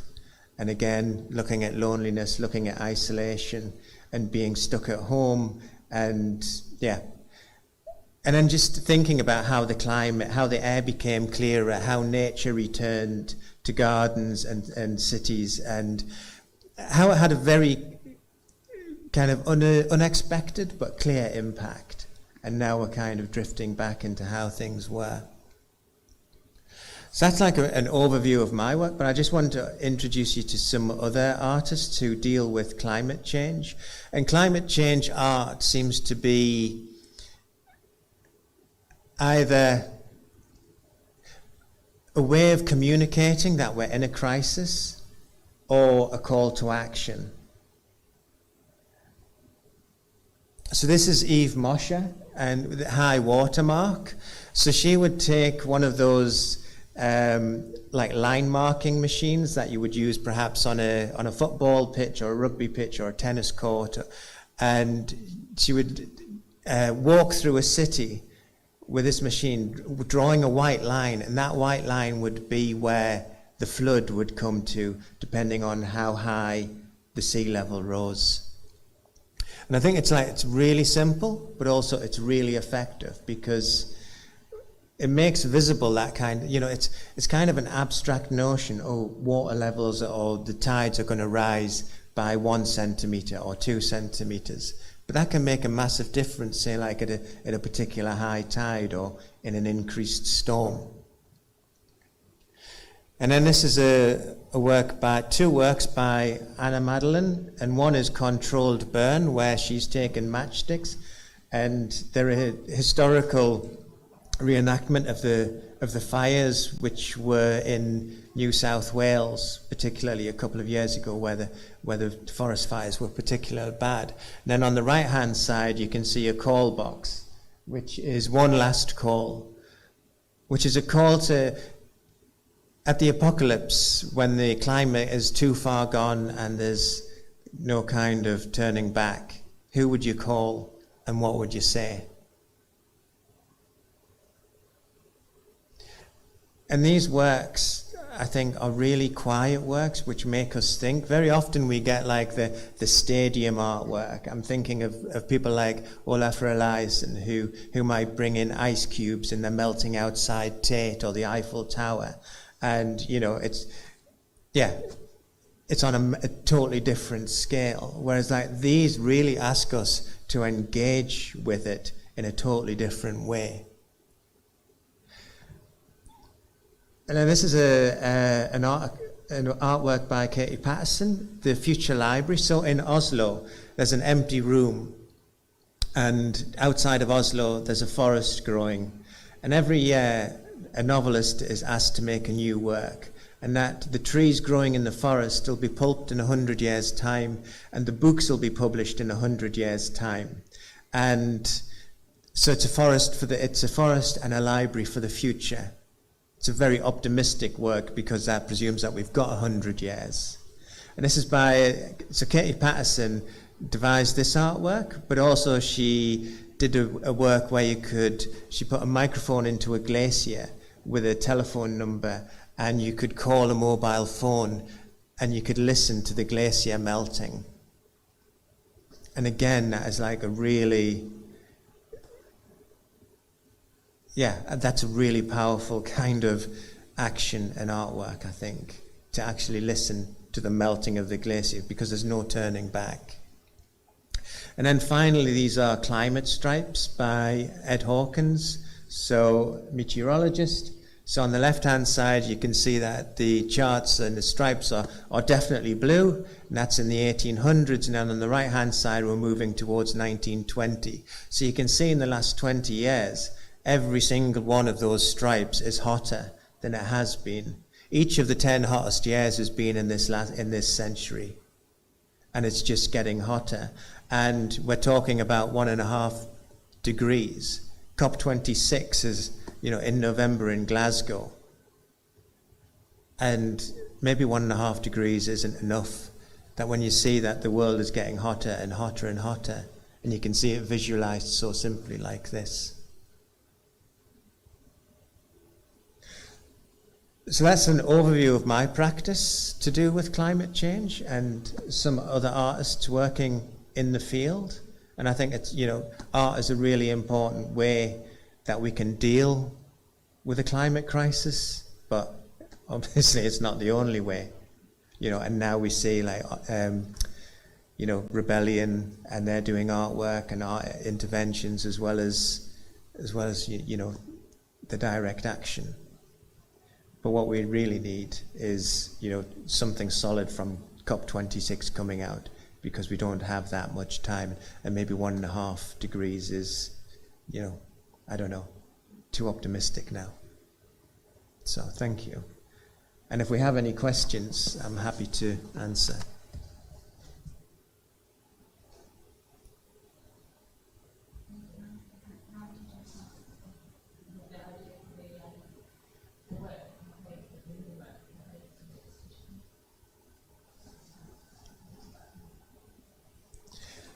So,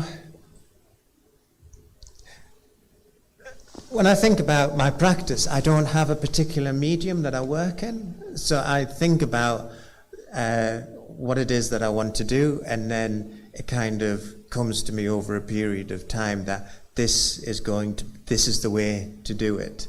And I've never made a film before, and I don't necessarily, I know, you know, as an avid watcher of movies, I have a certain knowledge of the language, but yeah, I didn't know how to go about making it. And so thinking about the butterfly effect, and again, it's very interrelated. And so it's like, I kind of came up with some ideas about what connects, like, so initially the butterfly effect is very much thinking about whatever happens in China, the flap of a butterfly wings affects America. And then I was thinking, what kind of connects that? And I was thinking, well, the iPhone connects both America, designed in America, built in China. And then thinking about all those other interrelated stuff. And then that got me to thinking about, like, salt, as how we used to pay for things in salt, and then the increased salinity of the seawater, and then that just drove me to sea. But then also just thinking about the future, and how could I kind of distill that idea of the future, and how kind of fragile it is. And then just thinking about, we're destroying our children's future, really, and our grandchildren's future. It's like, are they going to have one? And so coming up with the Wellington boots, it was like they're so kind of the archetypal image of like children and that metaphor for the future. And so just playing around with ideas, and then also the way that, climate change is gradual. We might have a flood and then it recedes, and it's like, we might have lots of rain for a summer, but then we have a drought, and this, that notion of the tide coming in and out, but it's relentless. It's not turning back. We're on King Canute, and so, so I was just drawn to the sea. And also just like living in Northumberland, it's like the sea is ever present.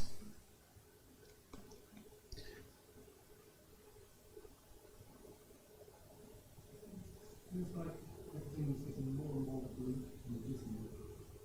How do you see yourself as a fellow artist responding as to what's going on? I think you'll see how things might be. What do you do with that? I have to retain hope.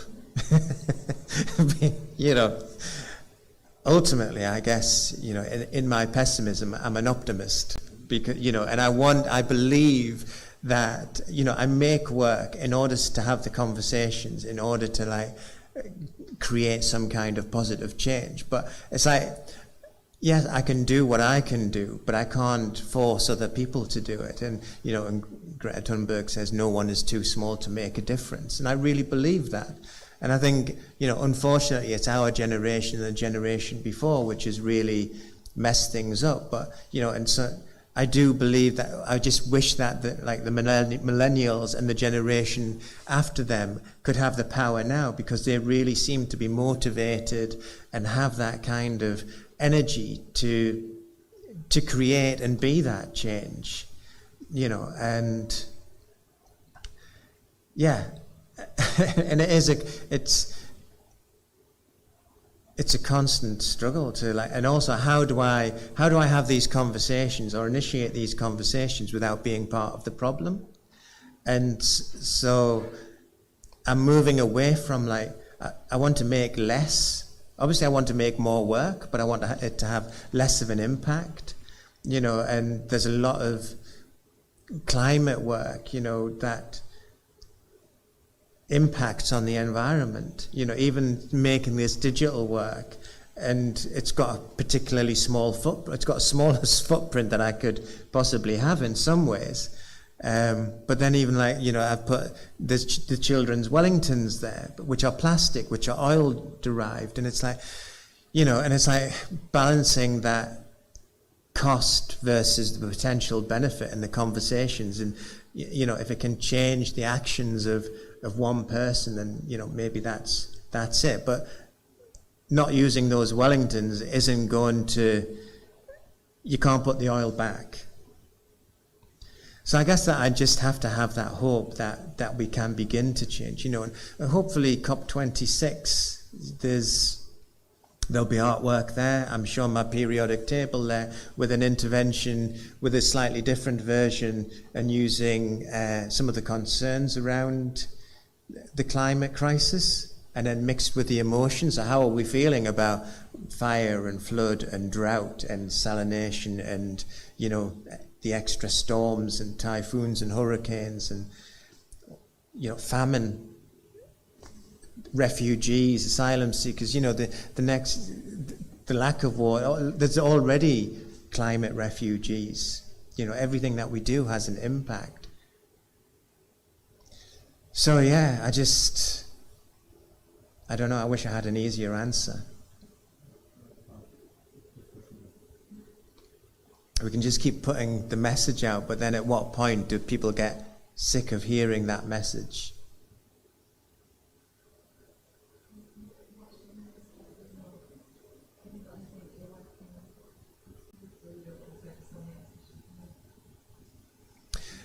So I've been focusing on the exhibition here, but I'm also doing a PhD in climate change and well-being. So again, that's practice-based. So I'm making work to be part of that, but also trying to have those conversations around how can we make things better? How can art make a difference? How can it be a call to action? But then also, how can it change our emotional response? How can we feel differently about things? And it's also changing the conversation. I think, when we say, oh, there's, we got flooded out, and it's like, yes, we need to deal with the immediate cost of that and dry the house out and find alternative accommodation, but we tend not to talk about the emotional impact of that. And, and if it happens again and again, then, the PTSD that it can bring on and stuff like that, and those layers of impact. So it's just carrying on doing,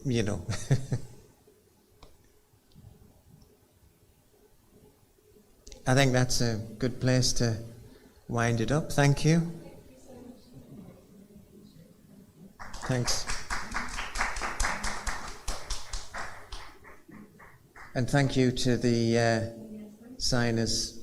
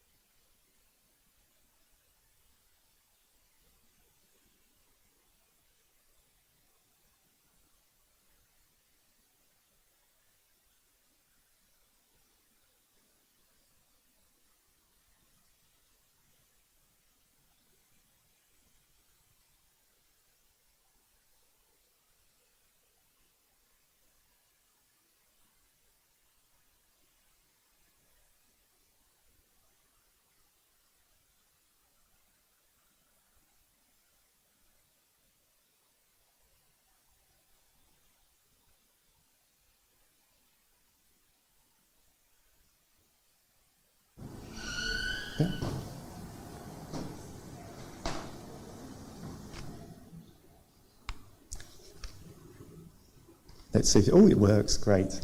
Hi, good afternoon. Thank you ever so much for coming to this session. My name is Simon Slater. I work for ecobirmingham, and the next 10 minutes or so is going to cover a little bit about what we do as a charity and also what's your sustainability shape. I'll explain a bit more about that later on and how to get involved. So, here we go. So, for those that don't know us about ecobirmingham, we're a sustainability charity. We're based in Northfield, but we sort of deliver across the city. And we've been going for about 13 years, mostly helping individuals and communities making sustainable changes. And as you expect, over 13 years, we've done a variety of activities. You can see there, we've done energy advice, and now we're doing fuel poverty. We've done upcycling and repair, and now we're doing the refill scheme, which is about reusing water and plastic bottles. And we've been doing cycling, and we just finished a ride today with a special map called Cllr Birmingham about how to explore the city safely on bike or foot. And there's lots of other things there. The things we're doing at the moment mostly are around cycling training, route finding, commuting, all that elements. Then also community gardening and environmental education. And also we sort of chair the Greener Birmingham Coalition, which is a lot of great environmental groups trying to work together for the city. So that's a little bit about the background of who we are and what we do.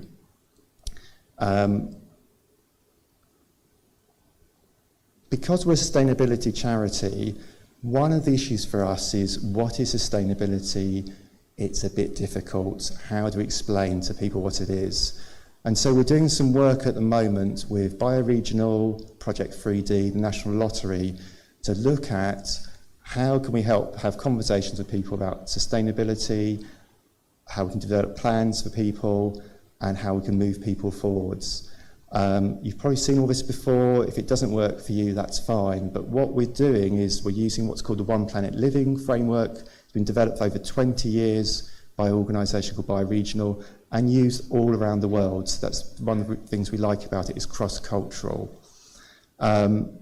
So we're trialling that at the moment. You can have a go at our stand later on. But for us, it's really important because quite often we've been focusing on air quality, or you focus on climate change, or it's injustice. And actually all these things are important. So how do you keep an eye on all those, move things forwards? Because sustainability is quite broad, it's complicated. And the other thing is, this might become an absolute shock for some people in this room, we are all different. Our priorities and what we're passionate about are all different. And sometimes that's an issue, because everyone should follow what I do. Everyone should be passionate about my issue. And actually, what we want to do is get people to say, what are your priorities? How can we work with you on those? How can we help you feel positive about what you're doing, and also do areas and actions you can do more on? So that's what we're developing at the moment, sustainability shape. I'm just going to give you an example. Here is an example of a 17-year-old, let's just call it him, my son, and a 50-year-old man, let's just call that person me. And here is two examples of basically going through this process. This one on the left, I basically asked my son Amos, what are the top 3 things that you're passionate about? He said it was low carbon energy, it was nature, which I was surprised about, he does very little gardening, and also material and products, and we explored that a bit more. So those are the 3 things he's really passionate about. This line in the middle, we did this exercise of saying, of all the 10 areas, where do you think you're making the biggest impact? And it's difficult actually for him, because he had to ask me some questions. Well, do we use green energy? I travel to school, I've got a bus pass, I suppose that's quite good. We did that, and then we had the conversation about, of all those areas you're passionate about, and you've said you've got strengths in, are there any areas you think you could do more? And the bit that's shaded in is the gap, the difference. And he was saying actually materials, and I was saying, what does that mean, a better energy efficient computer? What does that mean? And then he was saying, actually, I really like clothes, they're important to me, but it's really expensive buying fair trade clothes. So then we had a conversation about, or maybe just buy one fair trade t-shirt, because that's one is better than nothing. So that's, again, having a conversation from it's really complicated, it's a really big issue, to what's important to you, what's within your scope of influence. Now, the other one is mine over here. You can see, actually, I'm more interested in health and happiness. That's really important to me. I'm interested in fairness and the local economy. Having worked in economic development, that getting people to jobs is really important to me. And the other one was, let's have a look. Ooh, travel and transport. I love cycling, so that's really important to me. Those are three things that are really important to me. I did the exercise, and you can see I came okay on quite a few of them, but I've probably got more gaps than my son, and that's because I've got more opportunity and influence. I'm a homeowner, I have a pension, I have a couple of other things that mean I could do more, and the ones that identified were actually fairness in the economy. I'm not very good at campaigning. I find it difficult, not a happy place to be in, often surrounded by very angry people, not my comfort zone. But actually, if it's important to me about fairness, I need to work out how do I campaign that suits me? Can I find something I can sign up to and do once a month? So that's one action I'm going to take away. Materials and products. I think my pension's ethical, but I'm not sure. So that's something, again, I need to check on. And a couple of other ones. Yeah, food.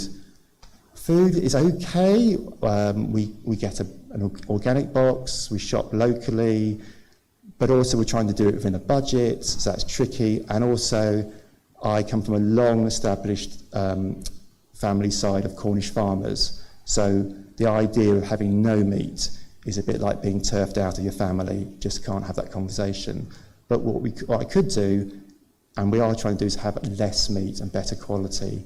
So those are sort of some examples of basically my sustainability shape. So that's what we're beginning to do. We've got some funding to work with a range of households across Birmingham on their priorities, what it means for them, which is really quite exciting. If you look how diverse Birmingham is, this sustainability is going to be different for different people on age, income, background, what their priorities are. It doesn't mean you shouldn't look at all these issues, but actually thinking about what's important to you is really important as a good starting point. And also we're going to be looking at a couple of community areas, working with community organisations saying, can we do a plan for your area? What's important for you? Can we lever in some resources? So that's really some of the stuff we're up to at the moment. Other particular things are we're about to do a sort of cycle and walking route that connects all 69 wards in the city in the next year. There's lots of good routes at the moment, but they're hidden and it's difficult to sort of connect them. So we're hoping that will help spur people sort of walking locally, cycling locally, and also campaigning locally to their councillors saying, can you improve this crossing? So those are some of the things really we're up to at the moment. If you want to know more, do come and have a chat to us on the stall. You know, if you want to sort of do the sustainability sort of shape test, or if you want to find out about Secret Birmingham, the cycle routes we've already done, which is very popular at the moment, or find out about sort of our Wild Bunch, which is sort of, working with young children on getting back to nature, or you've got a community garden where you want some help from one of our sort of consultants about how to get funding in and things like that. So that's where we are at the moment. We work a lot with other partners across the city, and we think that's where the future is. The city is very big, and the council will do great things on climate change, but ultimately it's going to be community groups working for many years together to improve their area and help their residents and share those experiences if it's going to help move Birmingham forwards. That's the way it's going to work in a big city like ours. And we're very keen to be part of that through our work in Northfield, our work supporting other partners, our work for the Greener Birmingham Partnership. So that's a bit about us, a bit about what sustainability shape could be. thank you ever so much for your time. I'm going to, let's do that on. That's the last slide about getting involved. Go and look on our website, follow us on social media, volunteer with us, come and have a chat with us on the stall. But just to encourage you, there are lots of great things happening in Birmingham, lots of great organisations to get involved with. And I've been involved in this area for 20 years. And I think a couple of things I've reflected on is don't try and do it all at once. Do things that are important to you and understand why they're important to you, and find other people you can work with it on. Not hundreds, maybe just 2 or 3. Do it over coffee, encourage each other, because that's the way you'll build resilience and be able to keep going. So keep going and make a difference. And that's me. Over to you for questions now. Thank you.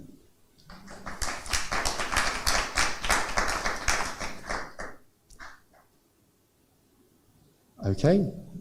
Any questions at all? How do you find the people have been responding to your, what did you call it? Sustainability Shape. It's the first time we've tried it live, and it's very interesting feedback.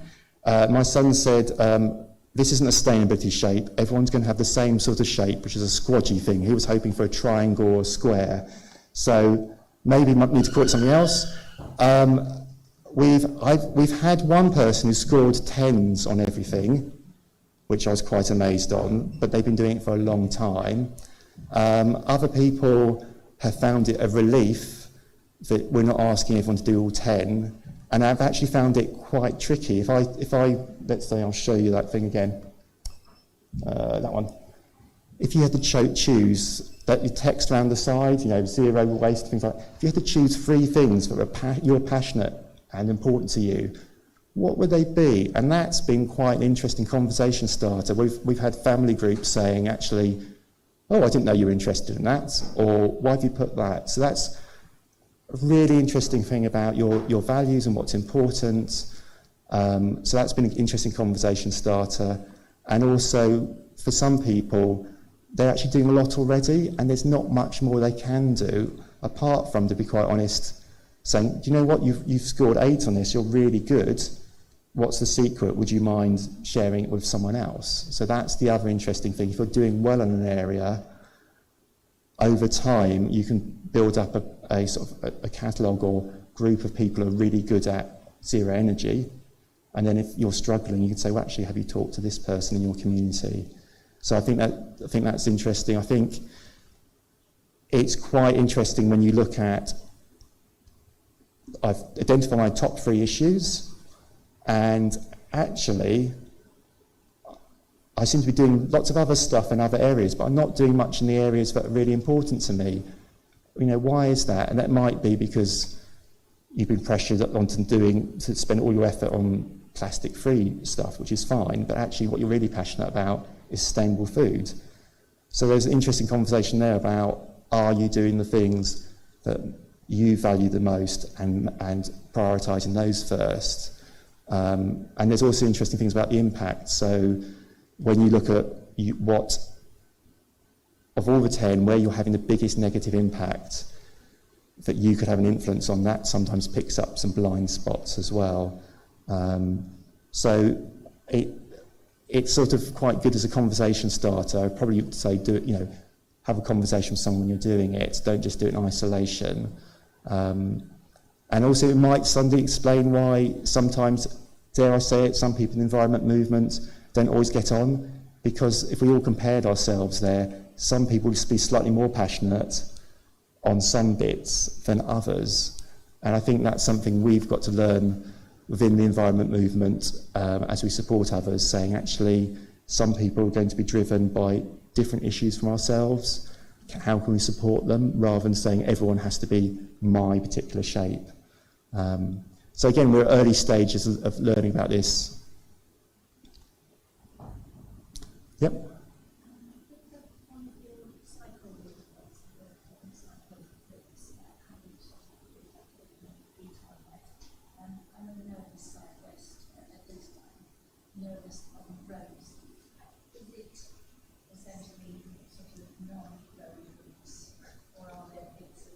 So good question. There's a question about the secret Birmingham routes we've done at the moment and actually how traffic free are they. The majority of them are traffic free or they're on quiet roads. You can download it on Google Maps, so you could actually just have a quick look before you went on it to say, actually, oh, I can see that goes by the canal or goes through a park or goes on a quiet road, or hang on, that there's 100 metres there which is on a busy road, but I can go on the pavement. So the majority of it is on quiet roads or off-road routes. There might be one or two busy bits, and we would just say, I mean, I still do this. If it's really busy or it's an unpleasant junction, I'll just get off and walk that bit. There's absolutely no shame in doing that at all. Most of those routes have already been tested to be the safest as possible. But there might be one or two small bits that involve going on the road, but you'd be able to see that from the map, if that makes sense. The feedback we've had so far, we've had quite a few people coming because of the heritage angle. I want to go the Tolkien Trail, and actually once they're on it, they're saying, oh, I didn't realise there were these routes here, or I could cycle by the river or the canal, or go through a park, or go through side roads. So they're not perfect, but they've been tested. It's definitely worth giving them a go, and I would probably just say go on the Google Maps link and you can just virtually have a quick scoot around, looking at on the street view as well, to give you a sense of this feels okay or doesn't.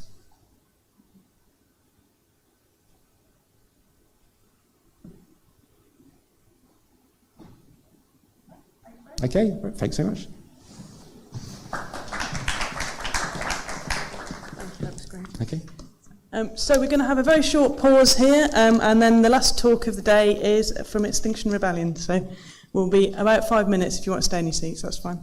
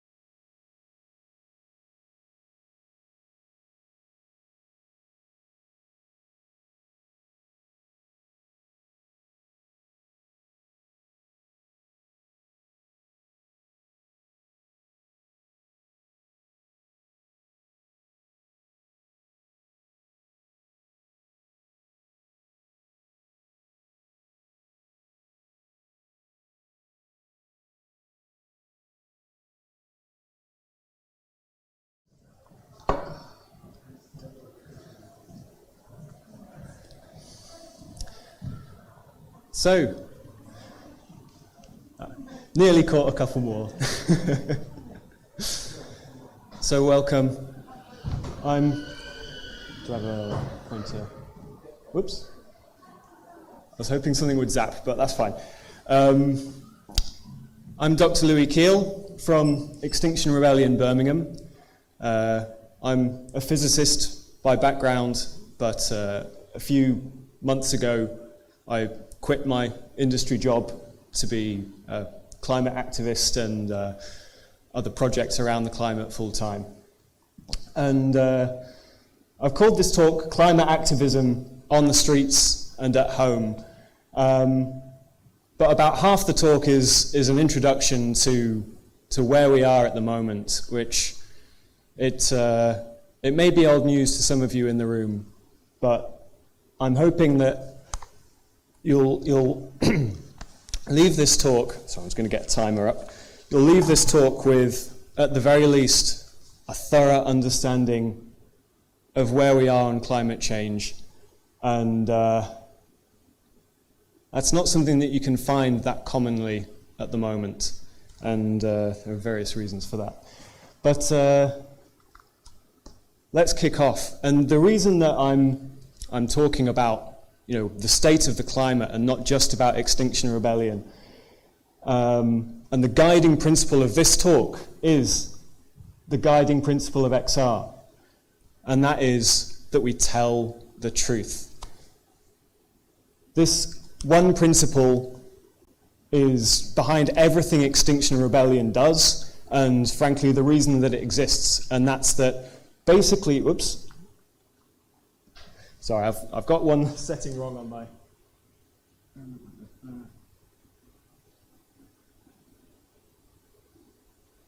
There we go. The reason that we have to be out in the streets being disruptive, as I'm sure you've all seen, is that no government and no corporation, and in fact very few scientific institutions, are telling the truth about the way the world is at the moment and what we're heading towards. It's a spectacularly large scheme of willfully looking the other way and willfully dragging our feet. And all Extinction Rebellion asks the world to do is tell the truth and act like it's real. So this is going to be the theme of what I'm going to be talking about. Just to set the scene, I came across a story told by one of the founders of Extinction Rebellion, a guy by the name of Roger Hallam, on Facebook that he posted. And I'm just going to share it with you because for me this is a jarring introduction to reality. This is from Roger Hallam, and he says, "I always remember Nicholas Stein of the London School of Economics casually predicting, as elite figures do, that climate change this century would be like World War I, World War II, and the Great Depression rolled into one." So here's a quote of what I recently read about Passchendaele, if I pronounced that correctly, in 1917, which was described by the historian A.J.P. Taylor as the blindest slaughter of a blind war. The goal was yet another fantasy of General Haig's, a plan to break out of the Ypres salient and capture Antwerp and the Channel ports of Belgium. For the British soldiers, it was the worst battle of the war. The ground was flat, sodden, shattered by shell fire. On the first night of the assault, the last day in July, the rains began, and after a brief respite in September, did not cease until November. 3,000 British guns fired more than 4 million explosive shells, nearly 5 tons of high explosives for every yard of German trench. The result was a muddy quagmire, a sea of black waste and shell holes, carcasses of horses and men, rats the size of cats, clouds of yellow and brown mist, an unbearable stench of rot and gangrene, the sweet smell of violets, which was the smell of gas, and thus also the odour of death. To slip wounded off a duckboard was to drown in fathomless morass. Gunners worked thigh-deep in water. To advance over open ground, soldiers used the bodies of the dead as stepping stones. On the day of the final assault, a British senior staff officer close to Hague, Lieutenant General Sir Lancelot Kiggle, made his first ever visit to the front. Reaching as far as his car could advance, appalled by the conditions, he began to weep. "Good God," he said, "did we really send men to fight in that?" The man beside him, who had been in action, replied flatly, "It's much worse further up." That's from Into the Silence, The Great War, Mallory and the Conquest of Everest, by Wade Davis, 2011. Roger Hallam concludes, "It's much worse further up. The reason why we have not yet succeeded against those who plan to take our children into this hell is that we have not yet travelled to the front line. And when we get there, we will find out it's much worse further up." So I wanted to start with that sobering quote because it's very easy to lose ourselves in sort of the happy green colours and the schemes for making things better, and forget that the scale of this challenge is greater than anything that the human race has ever faced before, and so that the actions that we need to take need to be of the same scale. And that's what Extinction Rebellion attempt to do.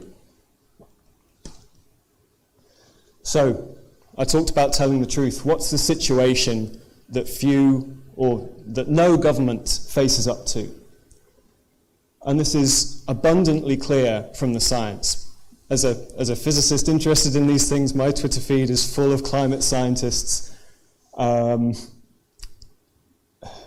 talking about the state of the world. And these things are a summary. The climate and ecological crisis that we're in is the most desperate threat to the survival of human civilization that we've ever known. It's not next generations who might witness this. It's the people here in this room and watching on the live stream who are likely to witness this if we don't choose to change our course, if we continue delaying action.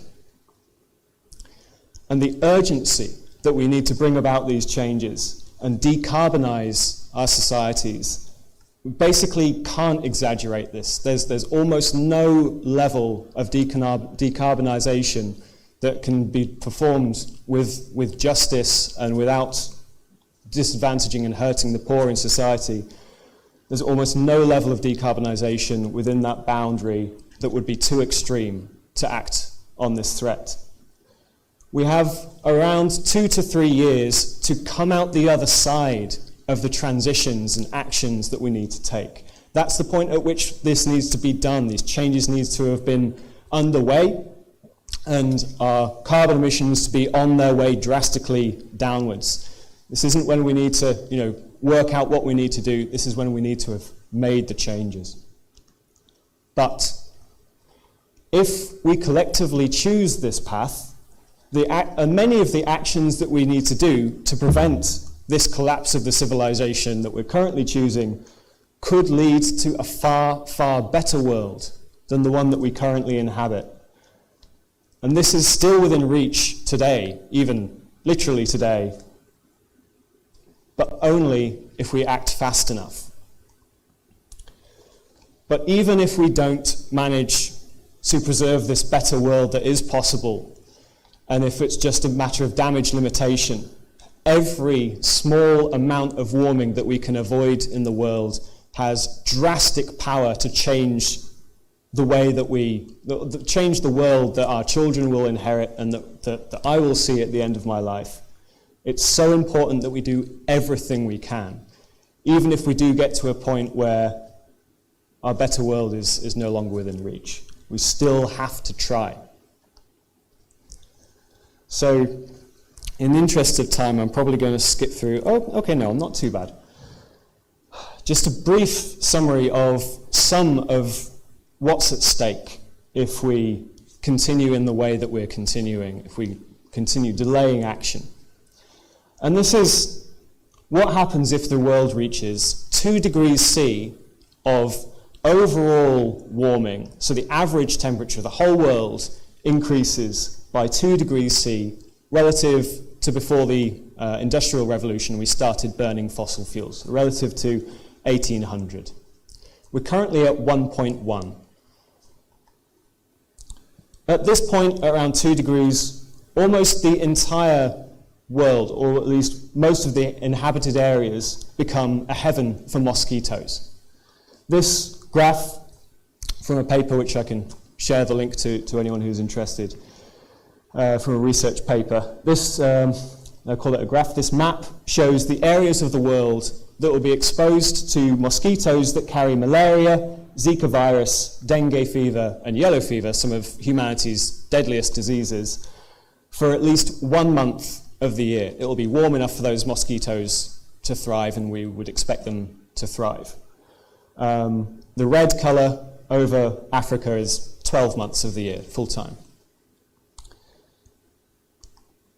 Another aspect is going to be the heat waves and the conditions during summer. In 2010, there was a heat wave in Russia that killed 56,000 Russians and destroyed 1/5 of the entire country's grain crop. That is going to be an average European summer at 2 degrees C of warming. But of course, or well, maybe not of course, depending on how much you've come across it, one of the main consequences of climate change is that the average goes up. But as the average goes up, the extremes that you experience go up drastically harder, as we're seeing with the flooding in Germany and the extreme weather in Canada and Texas that we've had this year. The extremes become more extreme, but an average summer is going to be equivalent to that deadly heat wave. Drought is going to be unbelievably widespread, and combining that with the decline of food crops' ability to grow in the actual climate conditions that they're in, combined with floods, combined with storms, combined with occasional extreme droughts, the provision of food and water to people in the world is going to come under a level of strain that we currently probably can't imagine. And finally, the level of flooding from sea level rise alone, so coastal flooding. This is ignoring extreme rains like what happened in Germany, like what happened on Tower Bridge just a few days ago. That's expected to reach a cost of $11 trillion a year. And to put that figure in perspective, I looked up earlier today estimates for how much money the entire fossil fuel industry, all oil, all petrol, all aviation fuel, all coal, how much money has that industry earned in all time? I couldn't find in all time, but since 1990, the entire value of all of that is only $2 trillion. And yet, this is the scale of damage that we can expect from flooding alone if we reach 2 trillion years, if we reach 2 degrees C. Why have I chosen 2 degrees C? This is the upper range of the Paris Climate Agreement that countries have aimed to keep well below. But this 2 degrees C target is what many fossil fuel companies have grudgingly admitted to try and keep their emissions below. Of course, you can promise such things and act completely differently, which is, of course, what most of these companies are doing. But it gets much worse further up. I'm going to spare you from talking about 3 degrees, 4 degrees and above. But the final thing that I'm going to talk about on the subject of the state of the world is, it's called tipping points and feedback loops. The analogy that I prefer is like pushing our children down a slide. We've got a large slide. We don't know what's at the bottom. You can't get off it.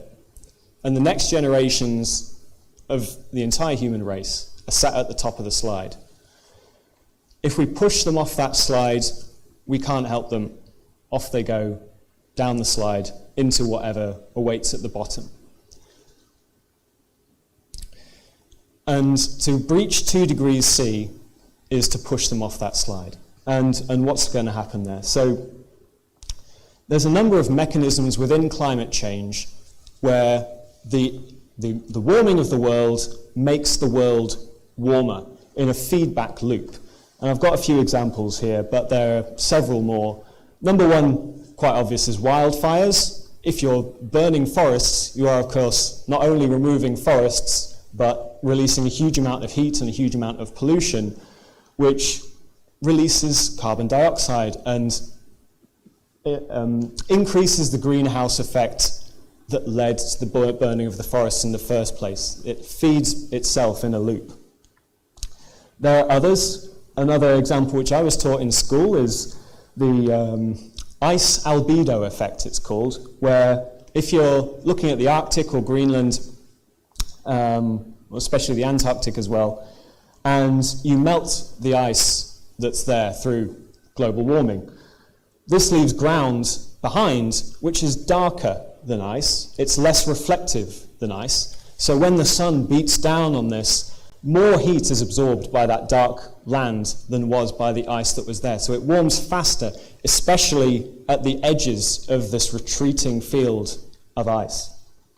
So once again, we lead to more warming, especially in the most disruptive area, which is to be warmed, which is the poles. And finally, we also have permafrost melt.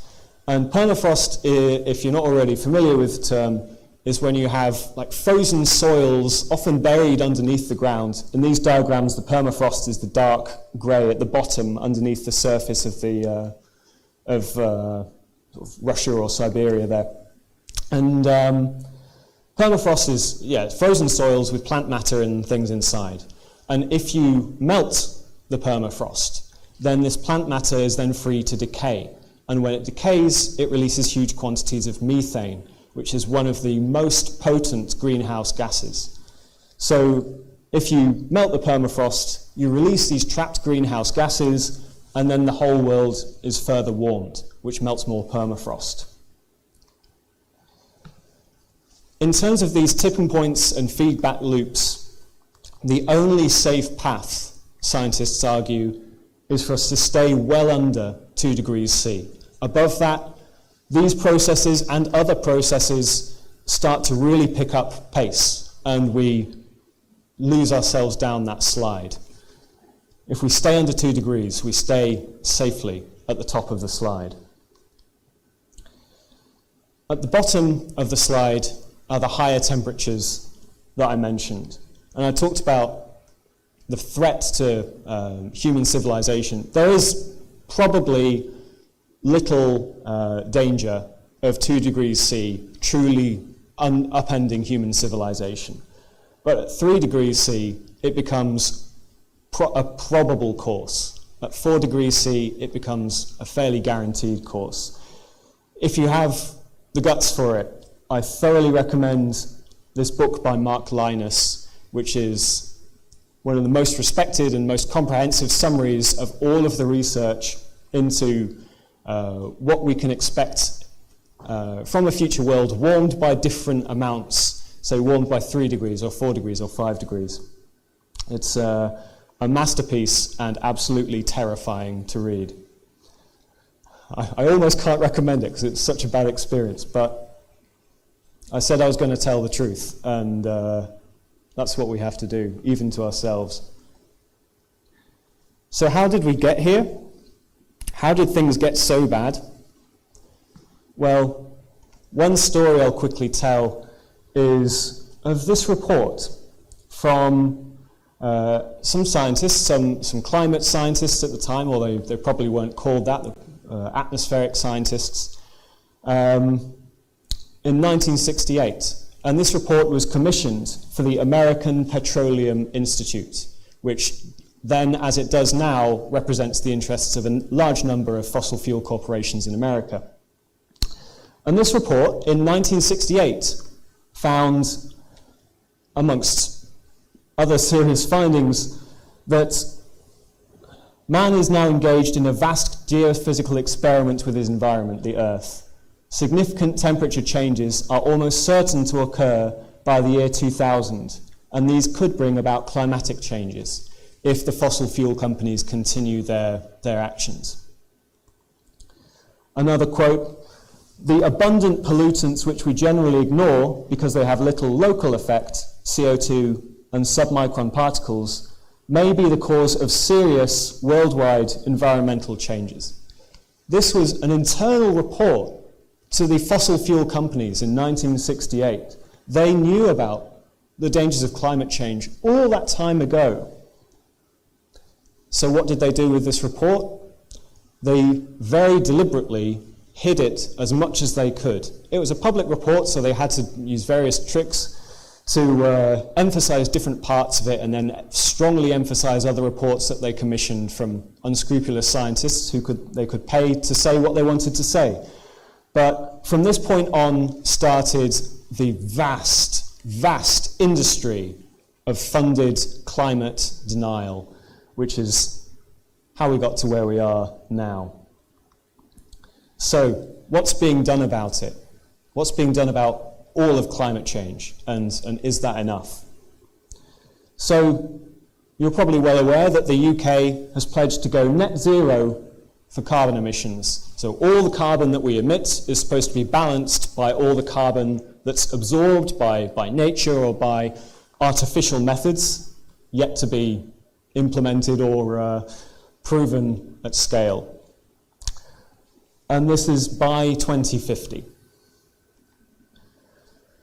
But what's now emerging, again from terrified climate scientists, such as these three folks on the right-hand side, all of whom are leading climate scientists. Wolfgang Knorr is a very active member of Extinction Rebellion scientists. In this piece in The Conversation, it talks about how this concept of net zero has been used as a political tool by countries to enable them to say, oh yes, by this point in the future, we will act on climate change, while in fact doing the exact opposite. Because with net zero, you can say, oh yeah, we're going to invent a technology that will remove all of the emissions that we're currently doing. So, you know, don't worry about it. There's no scientist who says, no climate scientist who says that this is a viable and a sensible way forward. The story of how this has come about to be what our politicians is doing is also rather depressing. But the bottom line is the UK isn't doing enough, and no one else in the world is. So people like myself and hopefully the rest of you, we still have some work to do. Similarly, another very respected climate scientist, Dr. Peter Kalmus from NASA, made an article along similar lines. The two fatal flaws with net zero by 2050. One is net zero, the other is by 2050. Politicians are giving themselves permission through these promises to delay actually doing anything. And this is the new battle for our lives.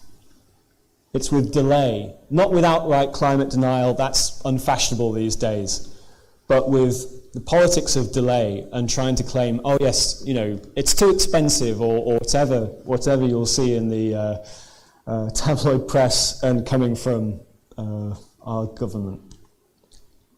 So where does that actually leave us? What can we expect from the policies that countries are currently doing?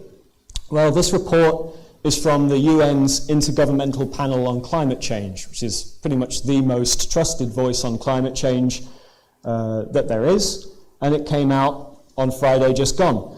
And in this report, they examined what countries are actually doing and what they're actually promising, and what levels of carbon reductions we can expect from that. And don't worry too much about the content of the graph, but the bottom line is, for our survivable future, which is this 1.5 degrees C figure of the Paris Climate Agreement, well under that 2 degrees figure, this depends on a 45% decrease in our carbon emissions by 2030. Instead, the economies of the world are choosing a 16% increase in carbon emissions. We are so far beyond where we should be that it beggars belief. I simply don't understand how we could be this far off. But there we are. So, what needs to be done? Question I'd ask is, what do you do when a fire alarm goes off? Number one is, you're very likely to put down what you're doing. If the fire alarm goes off in your office and you know it's not a drill, you're probably not going to keep doing what your boss has told you and keep working. Stay sat at your desk. Number two, you're going to leave behind what you don't need. You're not going to pick up the desk and take it with you out the door to carry on working. And the analogy here is there's an awful lot of practices that our societies are currently addicted to, we could use that word, about carbon emissions, about relying on fossil fuels that we don't need. We don't need these things, and we need to leave them behind. And number three is you gather everybody together and you get the hell out of there. So, what puts this fire out? What takes us out of danger? That would be for each of us, especially the decision makers, especially anyone in government, to be on a war footing mentality. I started this talk by talking about World War I and World War II. Could you imagine being this complacent in the days leading up to World War II? With just saying, oh yeah, it'll be fine, we'll start preparing next year. We'll be prepared by 2050, don't worry about it. We need to be on a war footing mentality like we've never known before. The whole of society and each one of us needs to be prepared for this drastic change to fix the problem. Not what's possible, but what's necessary. That needs to be our focus. And this, of course, needs to lead to a drastic and immediate reduction of carbon and methane emissions, along with the other greenhouse gases. We also need a drastic and immediate reduction of deforestation and the damage to carbon-storing habitats like peatlands and wetlands and this kind of thing, and mangrove forests, another particularly carbon-rich one. And a lot of the things that threaten this is development, but most especially meat production, especially in the Brazilian Amazon. So, more specifically, what needs to be done? This is another scientific research paper from the most respected research journal that there is, Nature. And this examines, under an optimistic scenario of us managing to somehow get some technological fixes that reduce reduce the amount of CO2 in the atmosphere through technology, if we do manage to do that and do some of it, still, how much of the fossil fuels, the coal, the oil, the gas, do we need to leave in the ground to make 1.5 degrees possible? And they conclude that 60% of the oil that we currently know about, that fossil fuel companies currently have on their books, still in the ground, yet to be extracted, 60% of that needs to stay there. 90% of the coal, and that's 60% of the oil and gas. Forget exploring for new reserves. Almost all of what we currently know about needs to stay in the ground, unburned. And again, this is for a fairly optimistic scenario. So, if we do manage to do this and unlock a better world, what is possible for us to experience if we choose to? Ultimately, staying under 1.5 degrees, and again, doing so equitably and with fairness to those most disadvantaged, which also is entirely possible, we will end up with far more forest and far more natural habitats around us than we've ever known. We'll have a stronger connection to nature than we currently have by a mile, which has well-documented consequences for our mental health. The air, once we get rid of fossil fuels, will be cleaner than any of us have ever known. Air pollution is one of the most significant killers, and we're only just starting to learn quite how bad it is. But we'll be well clear of that. We'll eat healthier and more ethical food. You're probably well aware of quite how bad meat is for the environment, but it's also part of a massive turning of a blind eye of the raw brutality of our industrialized meat production. The level of torture that happens in these places is another aspect where no company is telling the truth. We also need to have less materialism and stronger communities as a result. Again, the benefits for our mental health and simply for our enjoyment of life will be massive when we can let behind some of this obsession with stuff that we all have. Even I have it, of course. But we will need to leave that behind. We have no choice. So, what do we do about it? And how do we bring about this world? The first principle, of course, is to tell the truth about how bad things are and tell the truth about what we need to do and then act like that truth is real. There's two things that I'm going to briefly mention as key actions for all of us to take. Number one is activism. And number two is talking to everybody in your life about climate change. In terms of activism, of course, I'm here representing Extinction Rebellion Birmingham. And there's a reason that Extinction Rebellion perform the actions that they do. And that's because we've studied how to bring about massive social change based on history and the social sciences. And the answer is to follow in the footsteps of the great activists behind us. Martin Luther King, the freedom riders, the suffragettes, Gandhi. These protests were mostly successful. And why? And we studied why. And these are the four, or really five, I've added one, principles that come about as a result. Number one, it must be non-violent.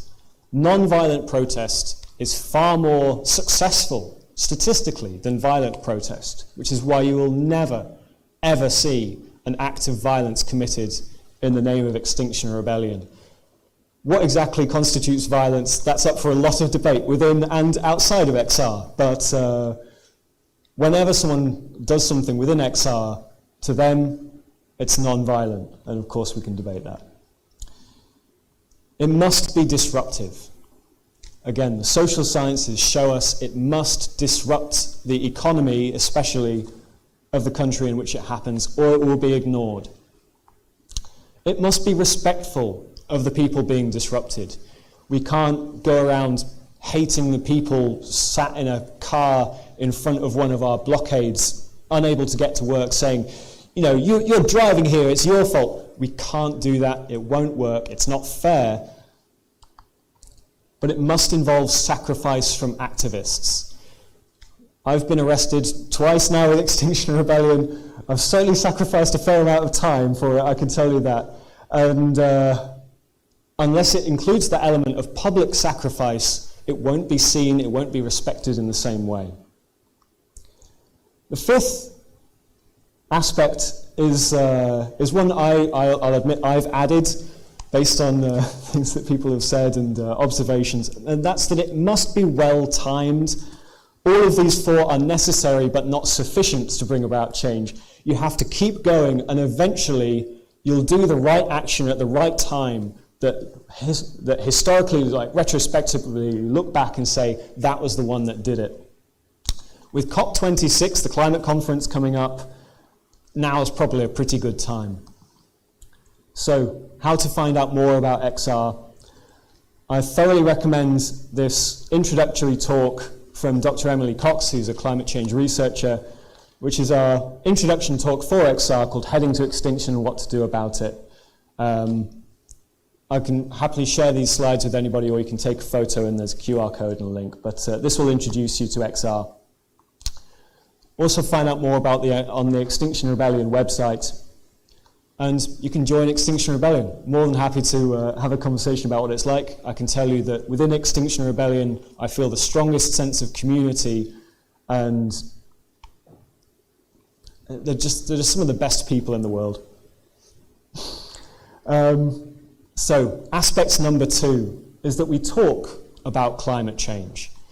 And of course, this must go hand in hand with activism if you're an activist. If you're not, it's what I would consider the bare minimum that every single one of us needs to be doing. There's a few experts who put forward this belief. This talk from Professor Catherine Hayhoe. The most important thing you can do to fight climate change is talk about it. There's various reasons why this is so powerful as an action. And many of them are summarized in this brilliant book called Don't Even Think About It, While Our Brains Are Wired to Ignore Climate Change, from George Marshall, who's a climate change communication researcher.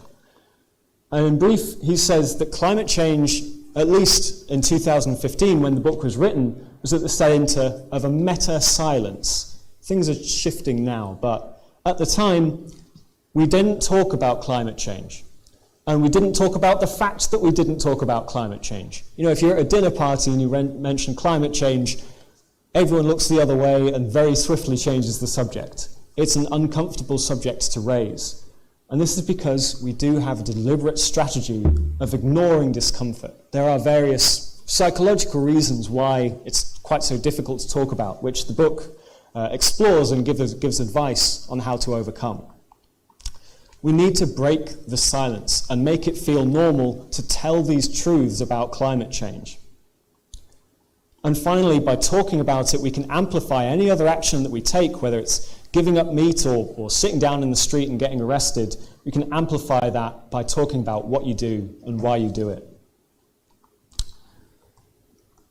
Basically, we need to be talking about climate change to everybody at every opportunity. It can't always be easy to talk about climate change, though. And this organisation, Climate Outreach, have done some fantastic resources advising how to talk about it better.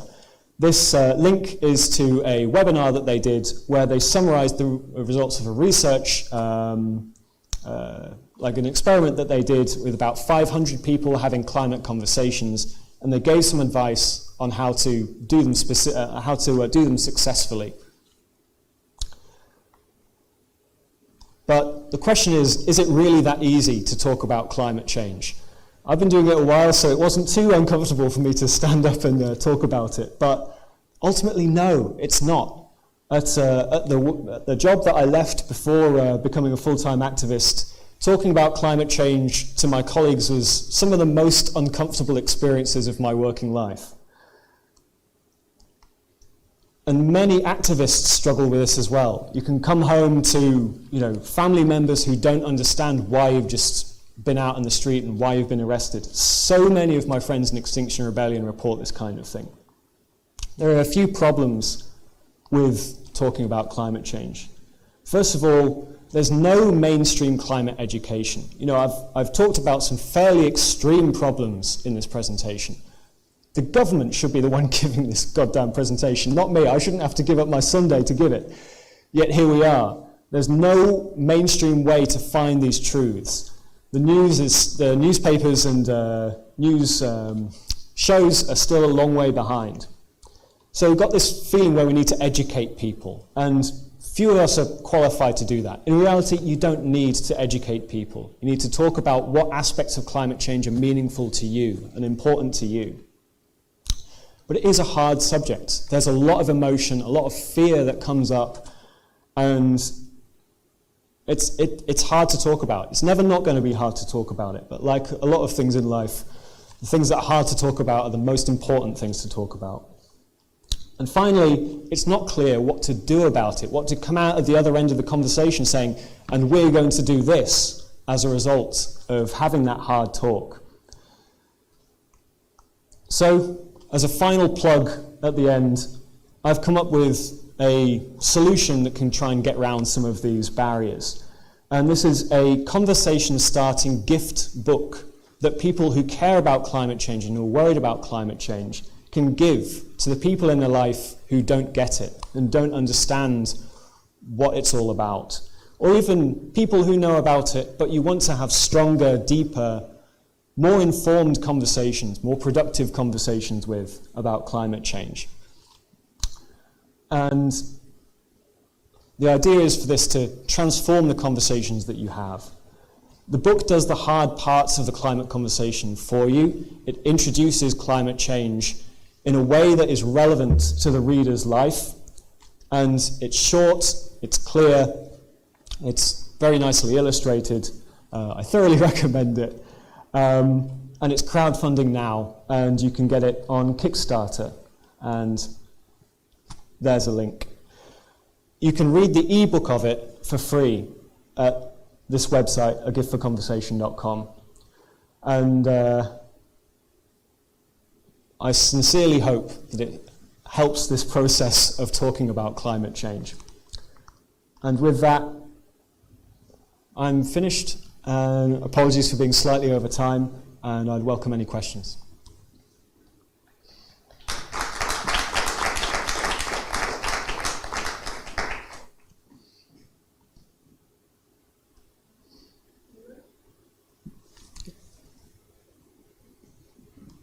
Oh, no.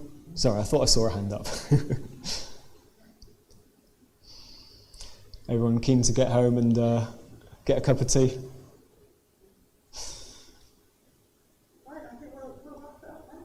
Well, thank you.